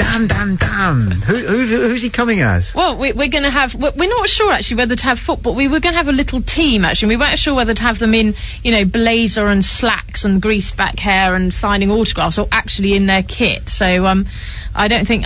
You have to try and think, why would they be watching motor racing in their kit? But they might be doing a bit of a... a bit of a kick around or something. Well, it's such an amazing thing in that even the post office, the day they deliver the post, which is on the Friday of this event, the postman dresses in 1950s postman uniform and arrives in the 1950s postman van just to deliver the post that day. So people really throw themselves into it. So, any other characters that you can think of would be... Cricket, brilliant. Of course, wouldn't be difficult, would it? You could easily come as Jack Hobbs or whoever was big in the 50s. I don't know. Dennis Compton. Yes, you could. I think was it. So there is a big cricket match, actually, on the night before. Traditionally, all the drivers used to play the sort of Goodwood team, and they still do. So there's this great big cricket match, all in period costume, the day before the event. So you're not necessarily looking for people to do what is necessary but the obvious, which is striped blazer and straw hat, I suppose, which is vaguely period. You're looking for some people with a niche. Yes, well, we will actually give them a part as such. What we're actually asking, if I can elaborate slightly, is for people to come along to an open audition. They have to be quite good at acting, but mostly quite good at improvisation, because we would ask them to audition for us at Goodwood House on the 28th of January, which is a Sunday, anytime between 11 and 2. They come along to Goodwood House, enter via the back door, and they need to come with a little audition piece. So basically they can just read something out, or they can have memorised something, but ideally as a character from the 50s. And really it's 49 to sort of late 50s. So this should be a good thing for a family to do. Because, we have families doing it last year. Yeah, because, mum and dad can be obviously a mum and dad from the 50s. Yeah. But then it would be quite an interesting experience for your children to get their heads around. Yeah, we had 2 families last year. We had one in an Airstream caravan, and we basically kitted them out with all the gear they could ever need. Toys, games from the 50s. We had a washing line with the clothes on it. We had a picnic set, and they just stayed in and around this caravan the whole time. you know, being a 50s family. Yeah. And we had Dad with his pipe and his tank top, and we had the radio going with 50s music. And then we also had a picnicking home around a bit more. But, oh yeah, it's a family thing. I mean, we do have a lower age limit of 16 because we can't employ children as such. I mean, if they're part of a family, then we have to find some, because there's lots of laws governing how often children can work, and I'm sure you know. But we have a sort of lower age limit of 16, but we can negotiate that for certain people, and no upper age limit at all. So, I mean, last year we had a chap who was 79, so a bit of a toy boy, but he did all 3 days as an artist in a smock painting. Oh, what fun! And this audition thing, which might make some people have second thoughts. No. You're not looking for Shakespeare plus a modern piece here, It's are really you? to see if they, if they are the kind of people who could Yeah. stay in character. Whilst I must stress, you really do have to not mind being looked at, because, you know, last year they had 500 press there from throughout the world, and they just love photographing all of these characters that we put on. So you have to be a bit of a show-off, somebody who doesn't mind a bit of hard work, because it is quite a long day, be able to walk around a bit and, you know, generally act the part. That's right. Give the whole thing its ambience. Yeah. And did you say that you can help with costumes and things? Oh, we totally dress everybody. You dress You don't have to do anything other than show up. This we is great feed you. fun. Great we fun. feed you. We look after you. You have a big green room, sort of off stage as such, where you can relax a bit. You give you your costume down to your shoes, all of your props, and, you know, a little bit of money, not much, a little bit of money each day. And Really? yeah. What a fantastic gig! Do you want to do it? I'm tempted. Let's see if I pass the audition. Hang on a second. Oh. Hey up, mother. I don't think much of this young whippersnapper Tommy Steele. I don't think this sort of thing will last. You sound like one of my uncles. Does that get me the part? Well, I don't know. You'd have to keep going a bit longer than that. Well... You know, can you keep it up? Where are we, on the casting couch here? What's going on? Okay. Brilliant. Dawn. Now, what... I'm going to keep running this. I'm going to provoke some listeners to do this, because I think a lot of people are thinking of doing this, but then their lives consume them. It's not that people can't be bothered or that they forget or anything. It's just your life takes over. You hear something interesting on the radio and think, you know, I might be interested in that, but 5 minutes later you play a record by Oasis and then it's on to the next thing. So, well, the thing is, the actual event is August the 31st and the 1st and 2nd of September, and they don't I mean, it'd be brilliant if they could do all 3 days. Yeah. But they don't have to. I mean, we had some people last year who did 1 day. I mean, if they're good, and we want them, which we probably will, because we had 50 last year, so we just need a few more. So, you know, we could have another 50, or we could have another 20. It's not that arduous. And you were saying about being scared of the audition. It's not RADA. No. You know, it's just to see if you are the kind of person who's not shy and who can sort of step up to the mark. But there's an awful lot of help and support anyway. And it's a really nice band of people who it was a real Dunkirk spirit, as you might imagine. Yeah. You know. I really do think it sounds like great fun. Okay, well, what we'll do is then why don't we hook up? That's you and us in the afternoon show. You, Goodwood, us in the afternoon show, and we'll hook up maybe in a week or two and see how, you know, word's getting out. Yeah, brilliant. When are those auditions again? It's the 28th of January at Goodwood House, which is near Chichester. Yep. You can look on their website for directions, which is obviously goodwood.co.uk, and it's 11 till 2. You don't make an appointment, you just show up. Okay, fantastic. Talk to you soon then. Thanks Cheers, a lot. Dawn. Nice one. Thank you for that. Ever done any acting, Doris? No. No. I've been in a... Yeah, and then Nativity. Lovely. I sang a song once in the school play, The Umbrella Man. How does that go again? It goes today. That one. Any umbrella. You're too young to remember. No, I'm not, because Peter Sellers became a comedian because one day when he was a drummer, Peter Sellers. He was a drummer and he was on Southend Pier, and the double bass and the piano went and had a drinks break, and they left Peter Sellers up on the piano, up on the drums, and he was going because what else can you do on the drums? Yeah. And a bloke came up to him and said, "Oi, mate, can you play any umbrellas?" Yeah. And Peter Sellers said, "Well, no, not on the drums." And the bloke swore at him and walked off, and Peter Sellers said to himself, I think there's more to life than playing the drums. So, Doris, have you got another 10 minutes? Yes. Or are you rushing off? Do you know your bus that you're going home on? I just go to the university and wait at the bus stop and catch the bus home. You're really not bothered. Because I really want to pick your brains on what we're talking about in the last hour of the programme this afternoon, which is happiness and contentment and what it is and how you can get as much of it as you probably deserve. Meet Tim from Bexhill. Hello. Tim's new washing machine has broken down after just 2 weeks. The company refused to replace it, and Tim keeps running up against a brick wall. This is Joe from Pulborough. Hello. Joe wants to give a home to rescued battery hens, but can't find any. And this is Pete from Reigate. Hello. He's having trouble finding a local dentist. Fortunately, Uncle Gordon's here to help. If you've come up against a brick wall or need an answer to a question, email fixit@bbc.co.uk and Uncle Gordon will do his best to make it happen. Uncle Gordon, solving your problems on BBC Southern Counties Radio.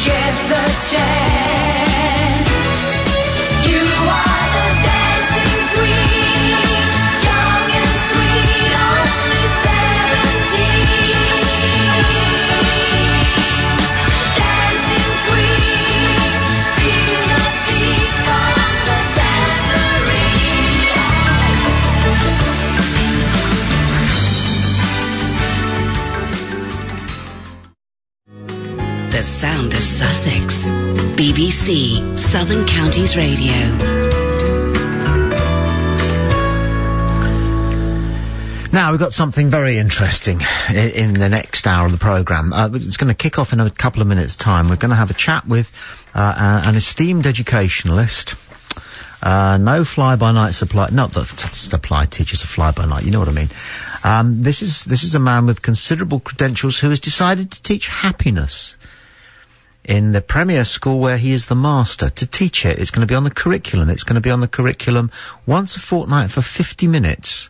It's going to run through, there's no exam, it's for 14 and 15-year-olds, there's no exam, but he is going to be benchmarking and tracking the happiness and contentment rating of his various students. So, as I say, this is no, trendy hippie thing, one-off. This is embedding, as they say. And that means it may, and here comes another phrase, it may be rolled out across the nation, which means that it may be something that your teenage children or grandchildren might find themselves enjoying, or maybe you think enduring, I don't know. Or indeed it may be something that you yourself, at whatever age, start thinking to yourself, well, maybe that's something I could do with a bit more of, working out how my brain works and what sort of a relationship it has with my heart or my soul or whatever fuels your sense of happiness and contentment, and trying to maximise it. Because a lot of us choose to be a bit sort of hacked off and miserable from time to time because there's a certain pleasant sensation to be had from that. It's true, isn't it? But on the whole, I think most of the time we'd rather feel the lick of happiness and maybe the kiss of contentment over that double-edged thing, which is, feeling a little bit irritable and a little bit fed up.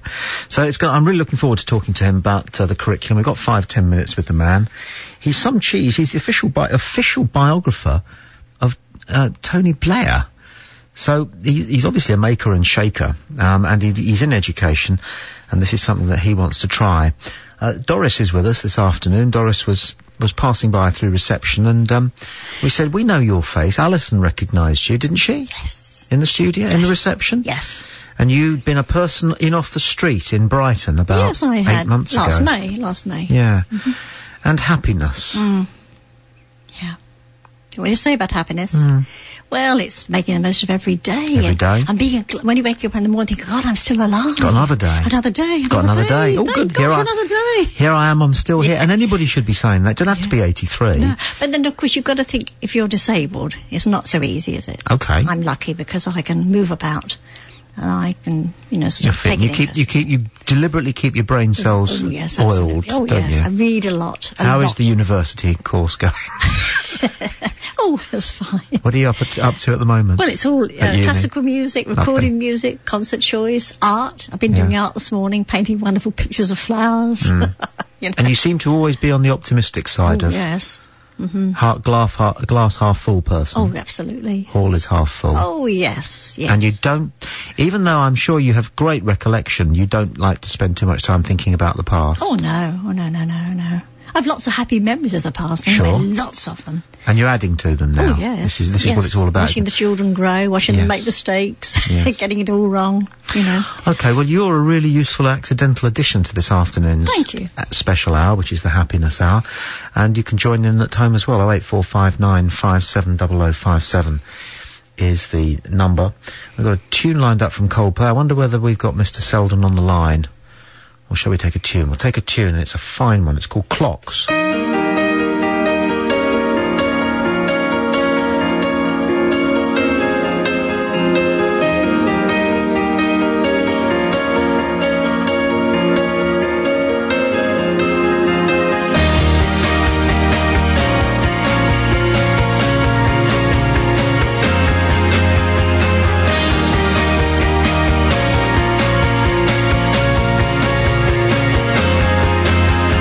Lights go out.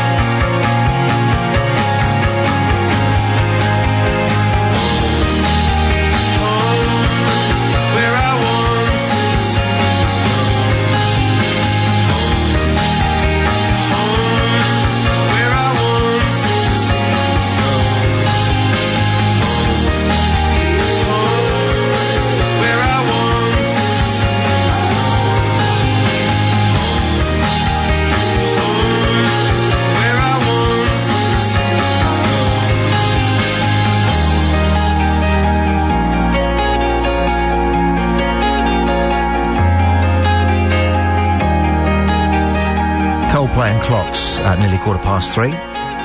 The afternoon show, BBC Southern Counties Radio. It's the Happiness Hour, and in a moment we'll be talking to Dr. Anthony Selden, who's the Master of Wellington College, where later on this week they start a new course for the 14 and 15-year-old pupils there, which is basically teaching them happiness.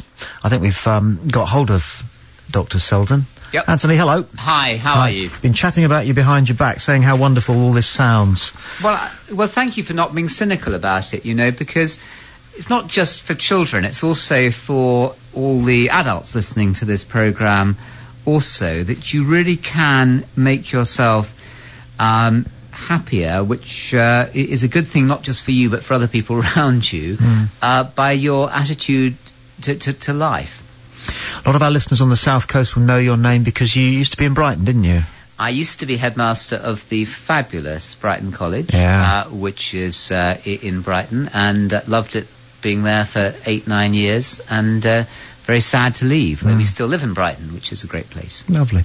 You've teamed up with Dr. Nick Bayliss from the University of Cambridge on this one. Do you know what the lesson plan is going to be for day one, which I gather is around the corner? Certainly.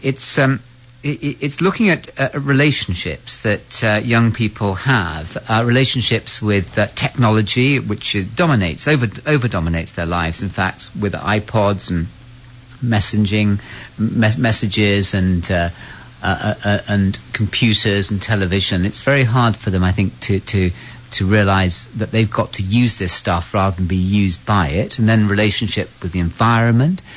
Relationships with other people, but also relationships with themselves. And these are the things that we look at. And with a relationship with yourself, you're looking at your body and your mind and your emotions.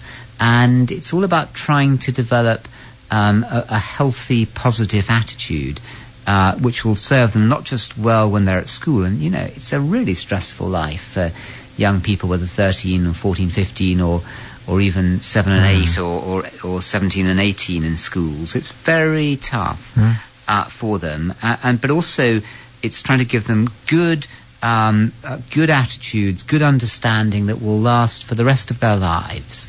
And just final point on this, before you come back to me, is that if you can ingrain good attitudes within somebody when they're at school, the chances are that they'll last for the rest of their lives. I mean, a simple thing like if you can break sweat, come out in a sweat for 20 minutes 3 times a week, this has more effect on releasing you from depression than taking antidepressants. Brilliant. Can I ask at a personal level, how old you were when you recognised happiness as some kind of a commodity or an attainable goal or a targetable goal? Well, I think that's really interesting, and it's hard to say. I remember a 10-year-old American kid I was working with when I went on one of those Camp Kiwaga, Camp America things, and I'd never noticed that these things could be concepts. The Americans are very good at this sort of thing, and we were doing something, and he looked up at me, he was 10, he just said, "Sir, is this fun?" Yeah. And I said, yes. And he went, okay. The problem is that so much of life isn't really fun. True. It's sort of driving cars, driving lorries, driving vans, it's washing up, it's doing tough stuff. And I don't think we can expect life always to be fun. I'm not really answering your question there, actually, by the way, but I'll come back to it. But what we can do is we can just help change our attitude to what we do so that we become so that we change our relationship with it. We can't in life ever really affect what happens. What we can do is we can affect the way that we relate to it, and by affecting the relationship, but by affecting our attitude to it, we can therefore do much better for ourselves. There are horrible things going to happen to everybody in life, tough, nasty things as well as boring things. We can change the way we relate to that. As far as when I first became aware of this, goodness knows. I mean, I don't know. I became aware, I think, of being unhappy or what sort of depression was. Well, I suppose like most people, when you're sort of about 17 and 18. Yeah. You started sort of writing those soppy. It's a very difficult time, isn't it? Stuff. Good, great. Now, how are you going to deliver all of this? Have you got a head of happiness? We've got a guy who is runs our personal and social education program, as well as our RE department, and he's going to be monitoring it and trying to ensure that it comes out well for, that it's properly structured, because this kind of subject can become very airy-fairy. So we've got a precise program working with Cambridge University on it. Also, we learnt from many American universities, such as Harvard, where courses in happiness are now the most popular course with undergraduates at Harvard University in Massachusetts, more popular than any other subject. So we're learning from these people about how to do it, what's appropriate at each age group, and trying to encourage the kids to get to know themselves better, to be more accepting of themselves, things they don't like about themselves, more accepting of other people, and just to grow as human beings, because so much of school is about learning facts that seem to often not to be so relevant to kids. But all kids are interested in themselves, like all adults, and these classes put themselves right at the very heart of that, but in a way that can sound selfish, but isn't. There's nobody more selfish, in fact, than an unhappy person, and nobody who's better for other people than somebody who's genuinely joyful. And a key sort of phrase from all this is that rather than doing things which are just going to make you feel good, try to do good. And that's a very important thing. Try and do good to other people. Yeah, I think I've seen on the back of a beer mat somewhere, happiness is a byproduct of doing good. But I mean, that's dead true. Okay.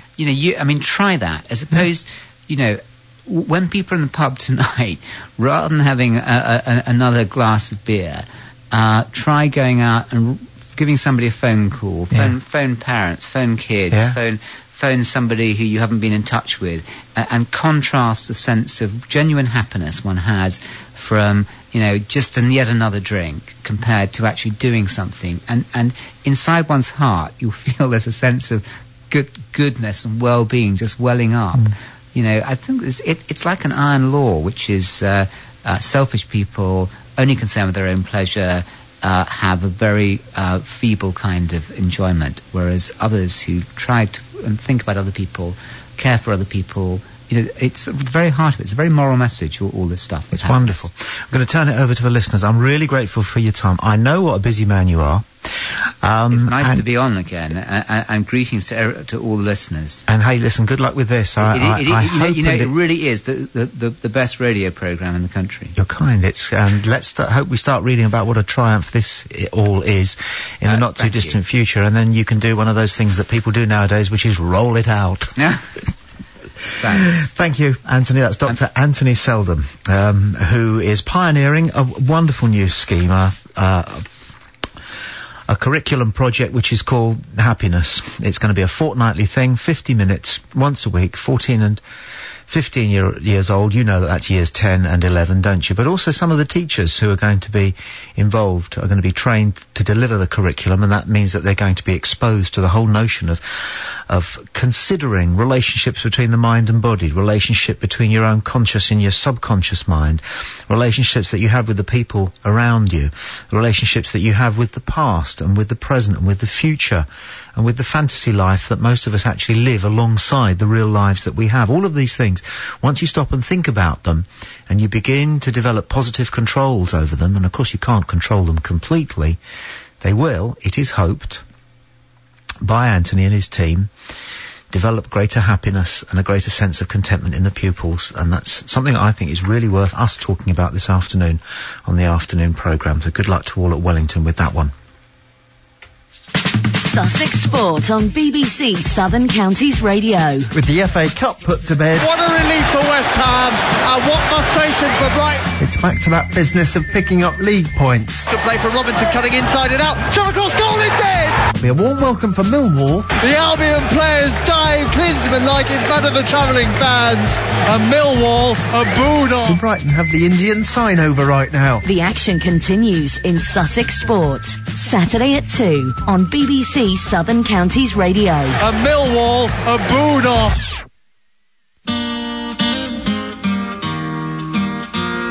I'm sitting in the railway station, got a ticket for my destination.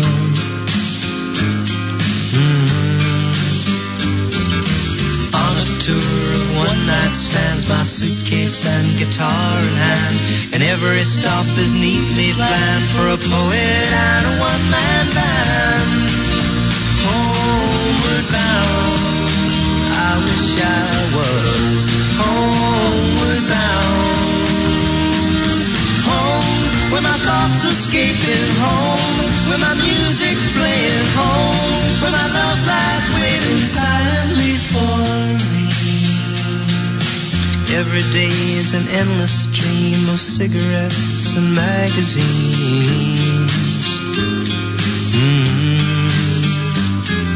And each town looks the same to me, the movies and the factories, and every stranger's face I see reminds me that I long to be homeward bound. I wish I was homeward bound.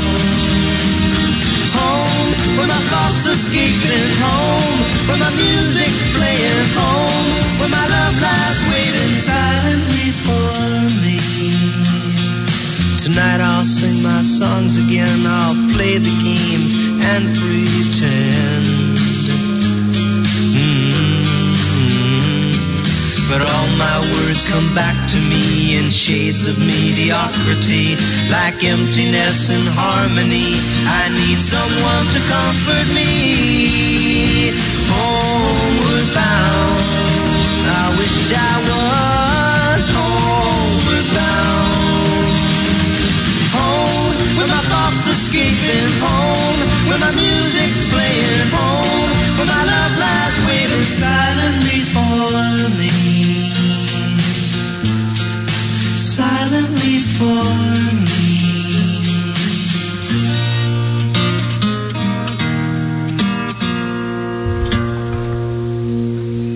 Simon and Garfunkel on the afternoon show on BBC Southern Counties Radio with Tommy Boyd and my new friend Doris. Well, you're not a brand new friend because we met about 8 months ago. Yeah. And we're talking happiness. And we were talking there to Dr. Selden from Wellington, where the school is starting up a curriculum subject fortnightly on happiness. So we're going to talk about happiness and contentment a little bit in this part of the programme. Kay is on the line from Seaford. Afternoon, Kay. Good afternoon. Hiya. I was listening to you on the radio earlier in the car, and you were talking about skipping breakfast and lunch. Oh, yes. And I just thought, as I got back, I looked at a magazine, and it says, skipping meals, why it's unhealthy.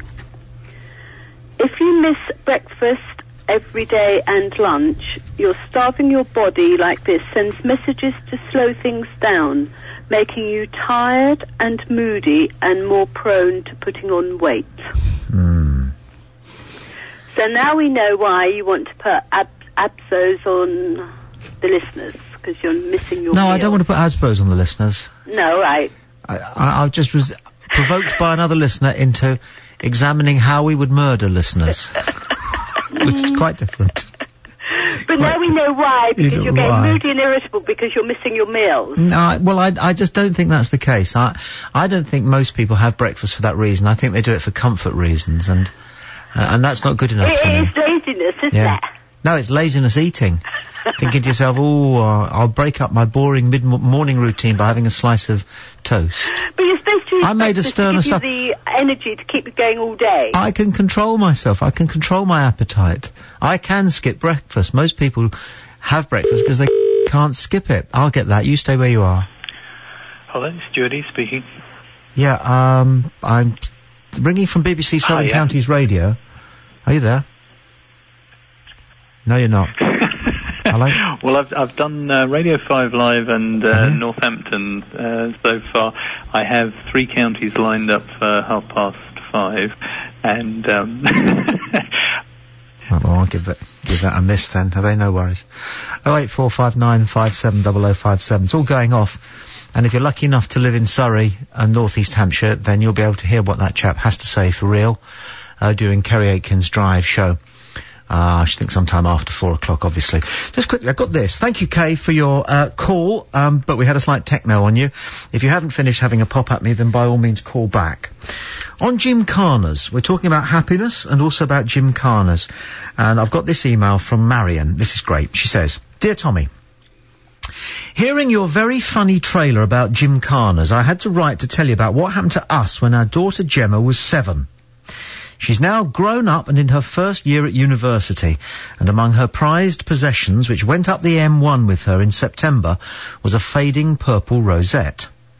Like so many young girls, Gemma came home from school one afternoon and announced she wanted a pony.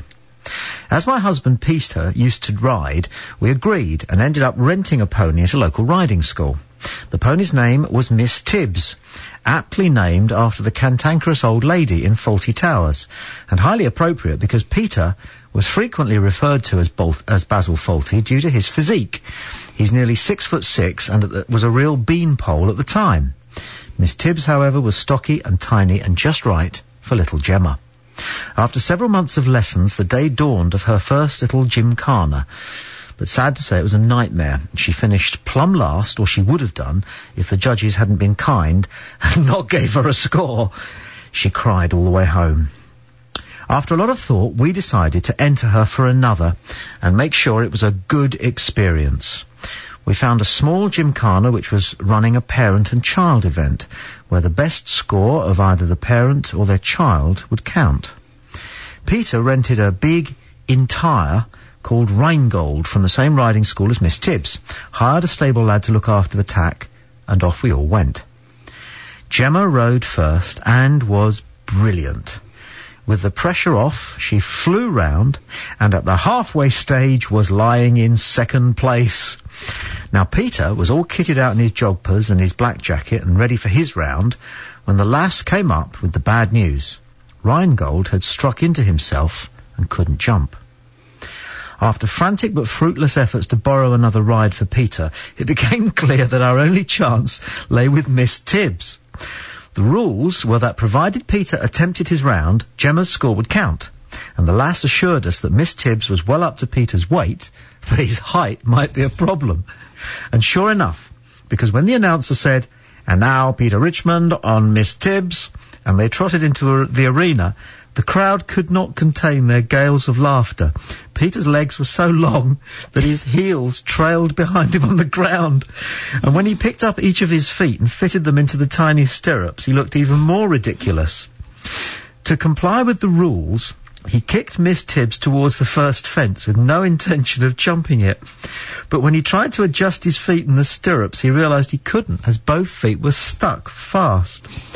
Rather than risk falling backwards and being dragged around, he leant forward in the saddle, which Miss Tibbs took to mean game on. And to her great credit, she lowered her head and galloped straight towards the first fence. The stewards were quick to rush to Peter's aid and rescue him, not to mention Miss Tibbs, from a pile of poles. Neither were the worse for the experience, although Peter's ego was somewhat bruised. As only one of the other parents who rode recorded a better score than Gemma, a very fierce lady who looked too much like Harvey Smith for comfort, the team of Gemma Richmond and father finished a proud third. Best of all, of course, it was Gemma's score that counted. The purple rosette, her first of many, had pride of place on her dressing room mirror until it went up with her to campus. Peter and I often laugh and joke about what turned out to be a wonderful and truly memorable day. That's Marion Richmond. Lovely email in Claygate. BBC Southern Counties Radio, talking gymkhanas and weight and monk snatch and beast of the day, the bat, and also happiness at 3:33. BBC Southern Counties Radio Travel. Slow already at Brighton. The A23 St James Street eastbound is really quite busy in the roadworks area at the moment. The M23 southbound between 8 and 9, the M25 to the Gatwick Airport spur, that's flowing well at the moment. Lewis Road at Newhaven has now reopened and the earlier delays have cleared. Transmanche ferries, all sailings are cancelled until Friday morning because of a technical problem. And if you are heading into the capital, you will find severe delays on the eastbound district line. You can update us on 08459 570057. I'm Chris Lambert, BBC Southern Counties Radio Travel.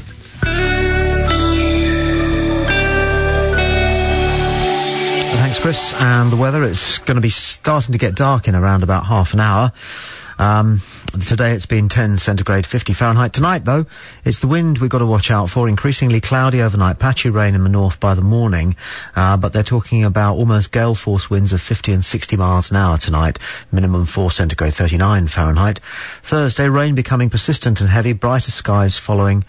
Mild but very windy. Southwesterly gales again, gusts to 60 miles an hour. This is during the day tomorrow, Thursday. 12 centigrade, 54 degrees Fahrenheit. So high-sided vehicles, etc. Outlook for Friday to Sunday, staying unsettled, mostly cloudy Friday and Saturday with rain at times, mild but very windy, a brighter prospect for Sunday, albeit there will be a few showers. Tommy Boyd on BBC Southern Counties Radio. Rose has emailed from Horsham, North Horsham, on our wait listeners thing, where all we do is say, why don't you, every 24 hours, just think about what you've eaten over the last 24 hours. Try and remember it. One or two of those things will be standout because you didn't really need them. And if you manage to build that into your eating routine, then that might just help to shift those 2 or 3 pounds, no more than that you might like to drop, that you probably put on over Christmas and New Year. Rose says, I've just read your email. I email people who email me. If you're interested in that, email me and I will email you with what's on the show about mid-morning. She says, I've just read your email, what you had to eat last night, and you reminded me I have 3 tins of chocolate to eat before July.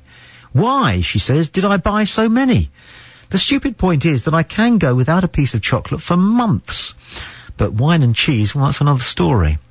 When I was little, I never wanted a pony. I wanted a beagle dog because I thought it would behave like Snoopy and sleep on top of his kennel. I know, I tried to fly over the garden fence using dock leaves as wings. Why? Because I saw it when I was aged 4 on a documentary called The Flower Pot Men.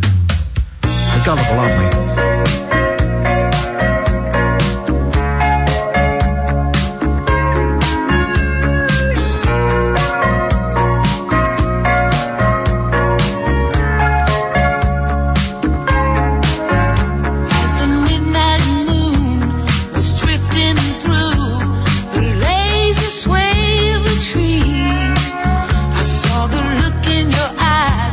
Looking into mine, seeing what you wanted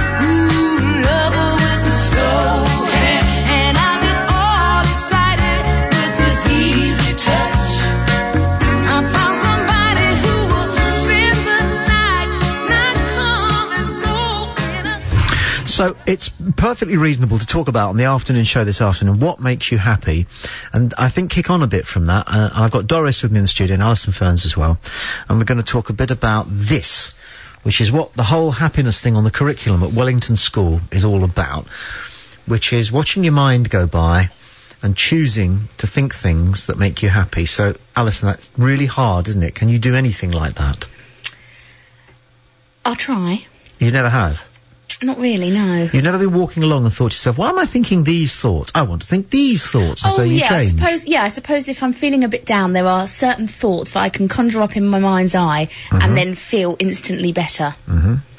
Family, basically. Family, good. Yeah. Family's good. Doris, Yes. family's good, isn't it? Family's very good. Children especially. Oh, Alison hasn't got there And grandchildren. And great-grandchildren. Oh, wow. Oh, yeah. So it just, that's the great thing. On and on. So I'm when you- reincarnated in my in my family. Do you believe in reincarnation? Sometimes I do. I fluctuate. Yeah. I believe in all sorts of things, and I waver a bit. Because one of the things that brings... Go on. No, I think a bit of everything, like my mother, my grandmother, I think a bit of us goes on. Yeah. A bit of us goes on in the generations. I think so. I know. Just after my dad died, I almost felt him come into me. I looked at myself in the mirror shaving, and it wasn't me anymore. It was my dad. It's we don't know, do we? No. We don't know about these My youngest daughter things. the other day looked at a photograph of her grandmother. She said, I'm getting to look just like that. Yeah. Yes. Which is good. Yeah. Interesting. Yeah, she was a spiky little woman. But children, if you have children, you only have to think about your children, and it can give you a little nice buzz, a good feeling of contentment and happiness. Although, of course, you always worry about them. And one of the things that you worry about when you have children is that they reach a point where they go through that phase, hopefully it doesn't last too long, where they do worry an awful lot about their health and whether they're going to die before they've achieved anything and found true love. Do you remember any of that, Doris, in your kids?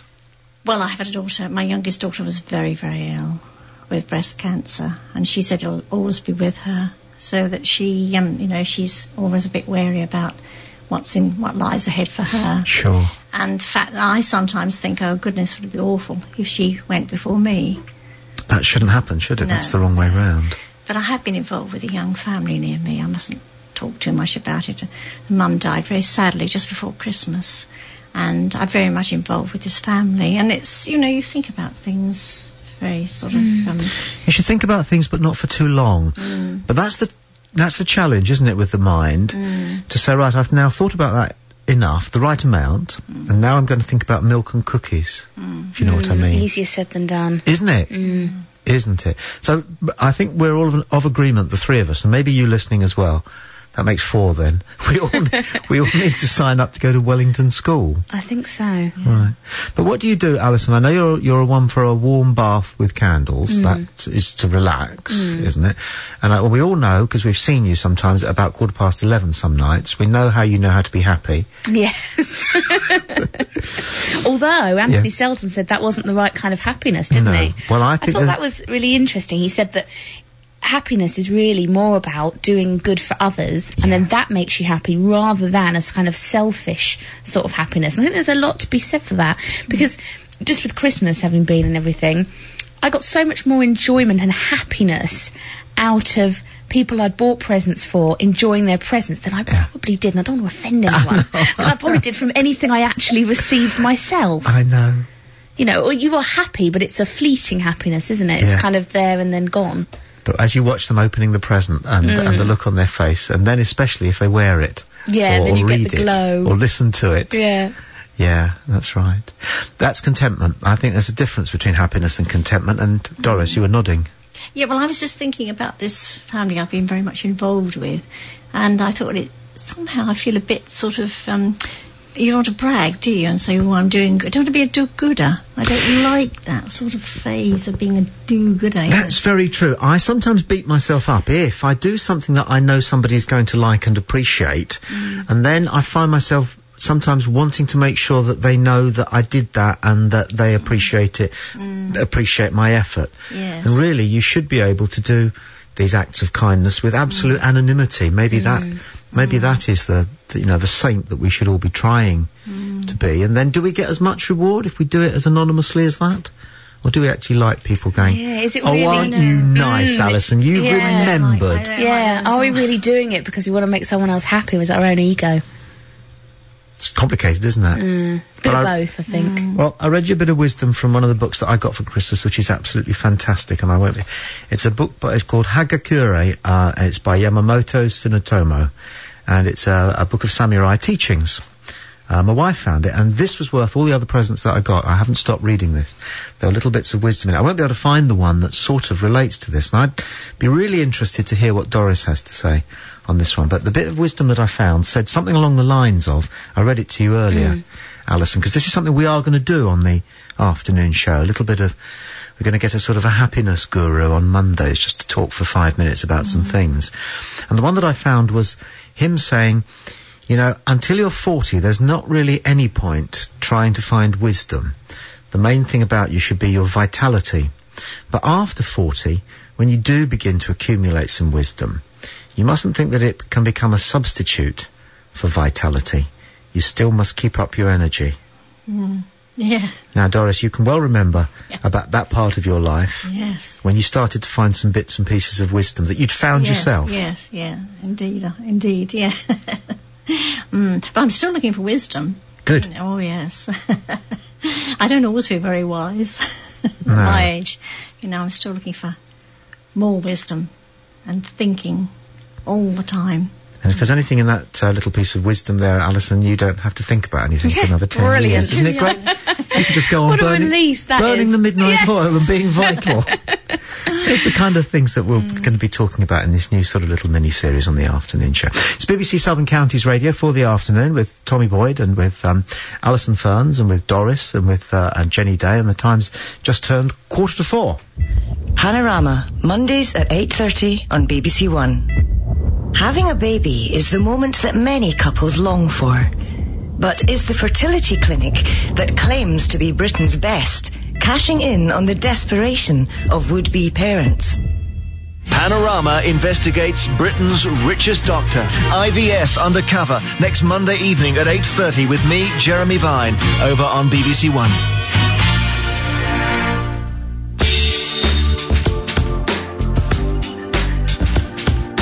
BBC Southern Counties Radio. The sound of Sussex.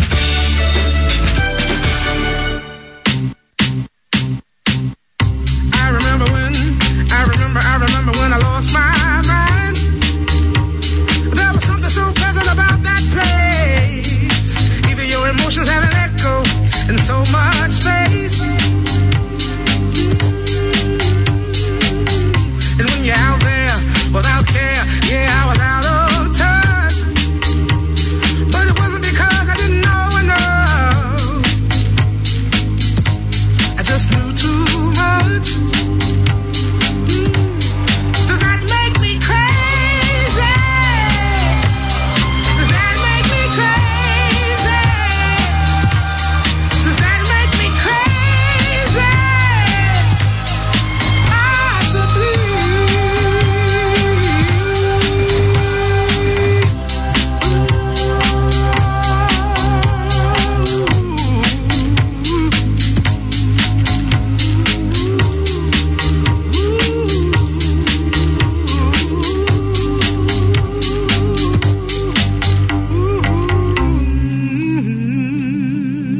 Niles Barkley and Crazy. BBC Southern Counties Radio, the afternoon show. We've still got Doris with us because she found herself in reception at the BBC.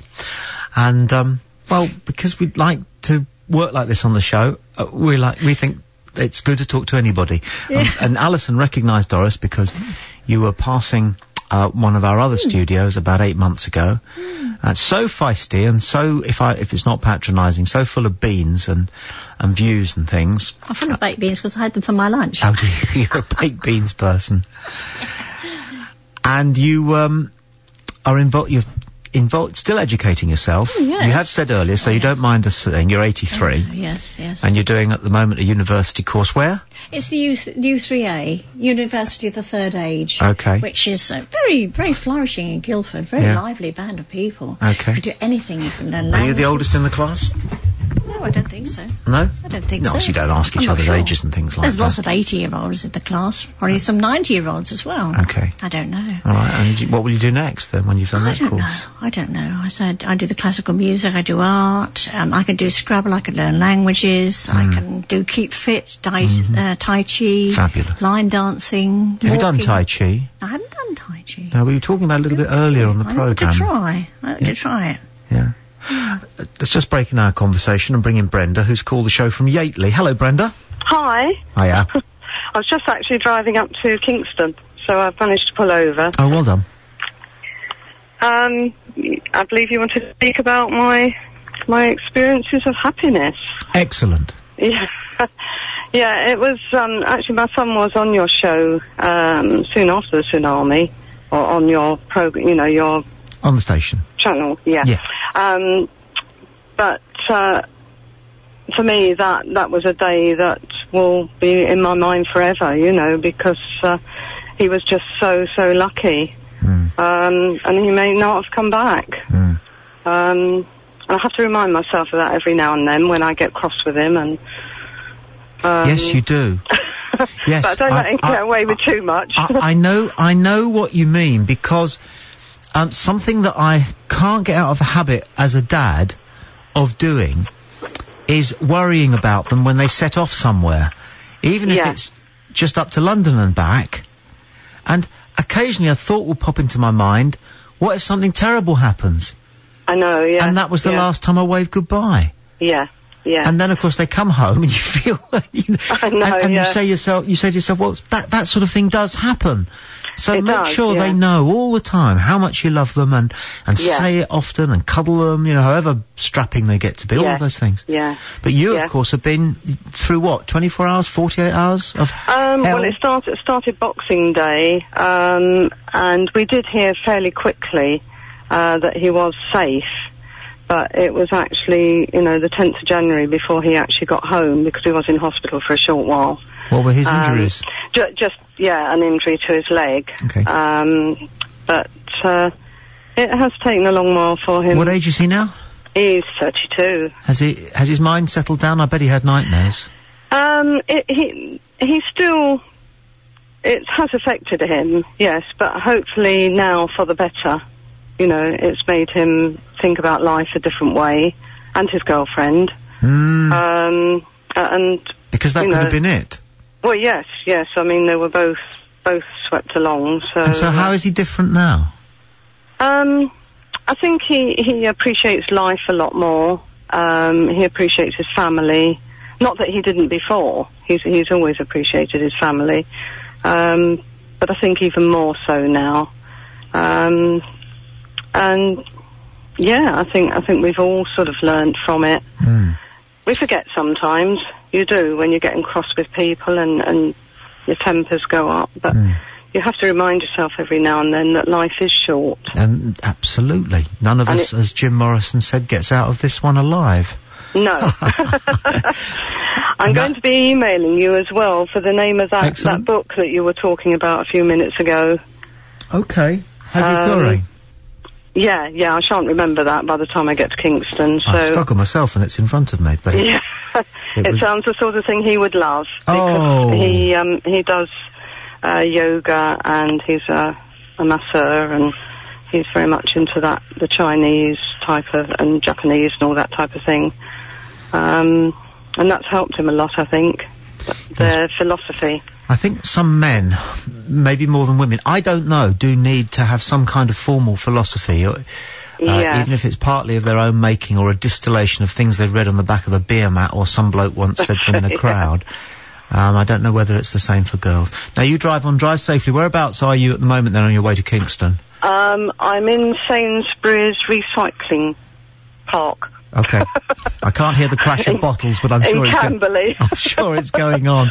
Don't they make a racket, those bottle bin things? All right. No, I think they're just putting paper in at the moment. You email me, Brenda, and I'll get the information to you. Thank you very much. Thank you. Yeah, and you be happy. And you.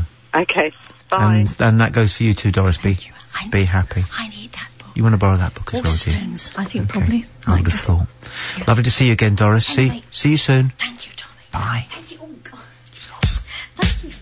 We all get up with our headphones round our neck twice a day, so don't you feel... Stand by for Drive with Kerry for Surrey and Richard for Sussex.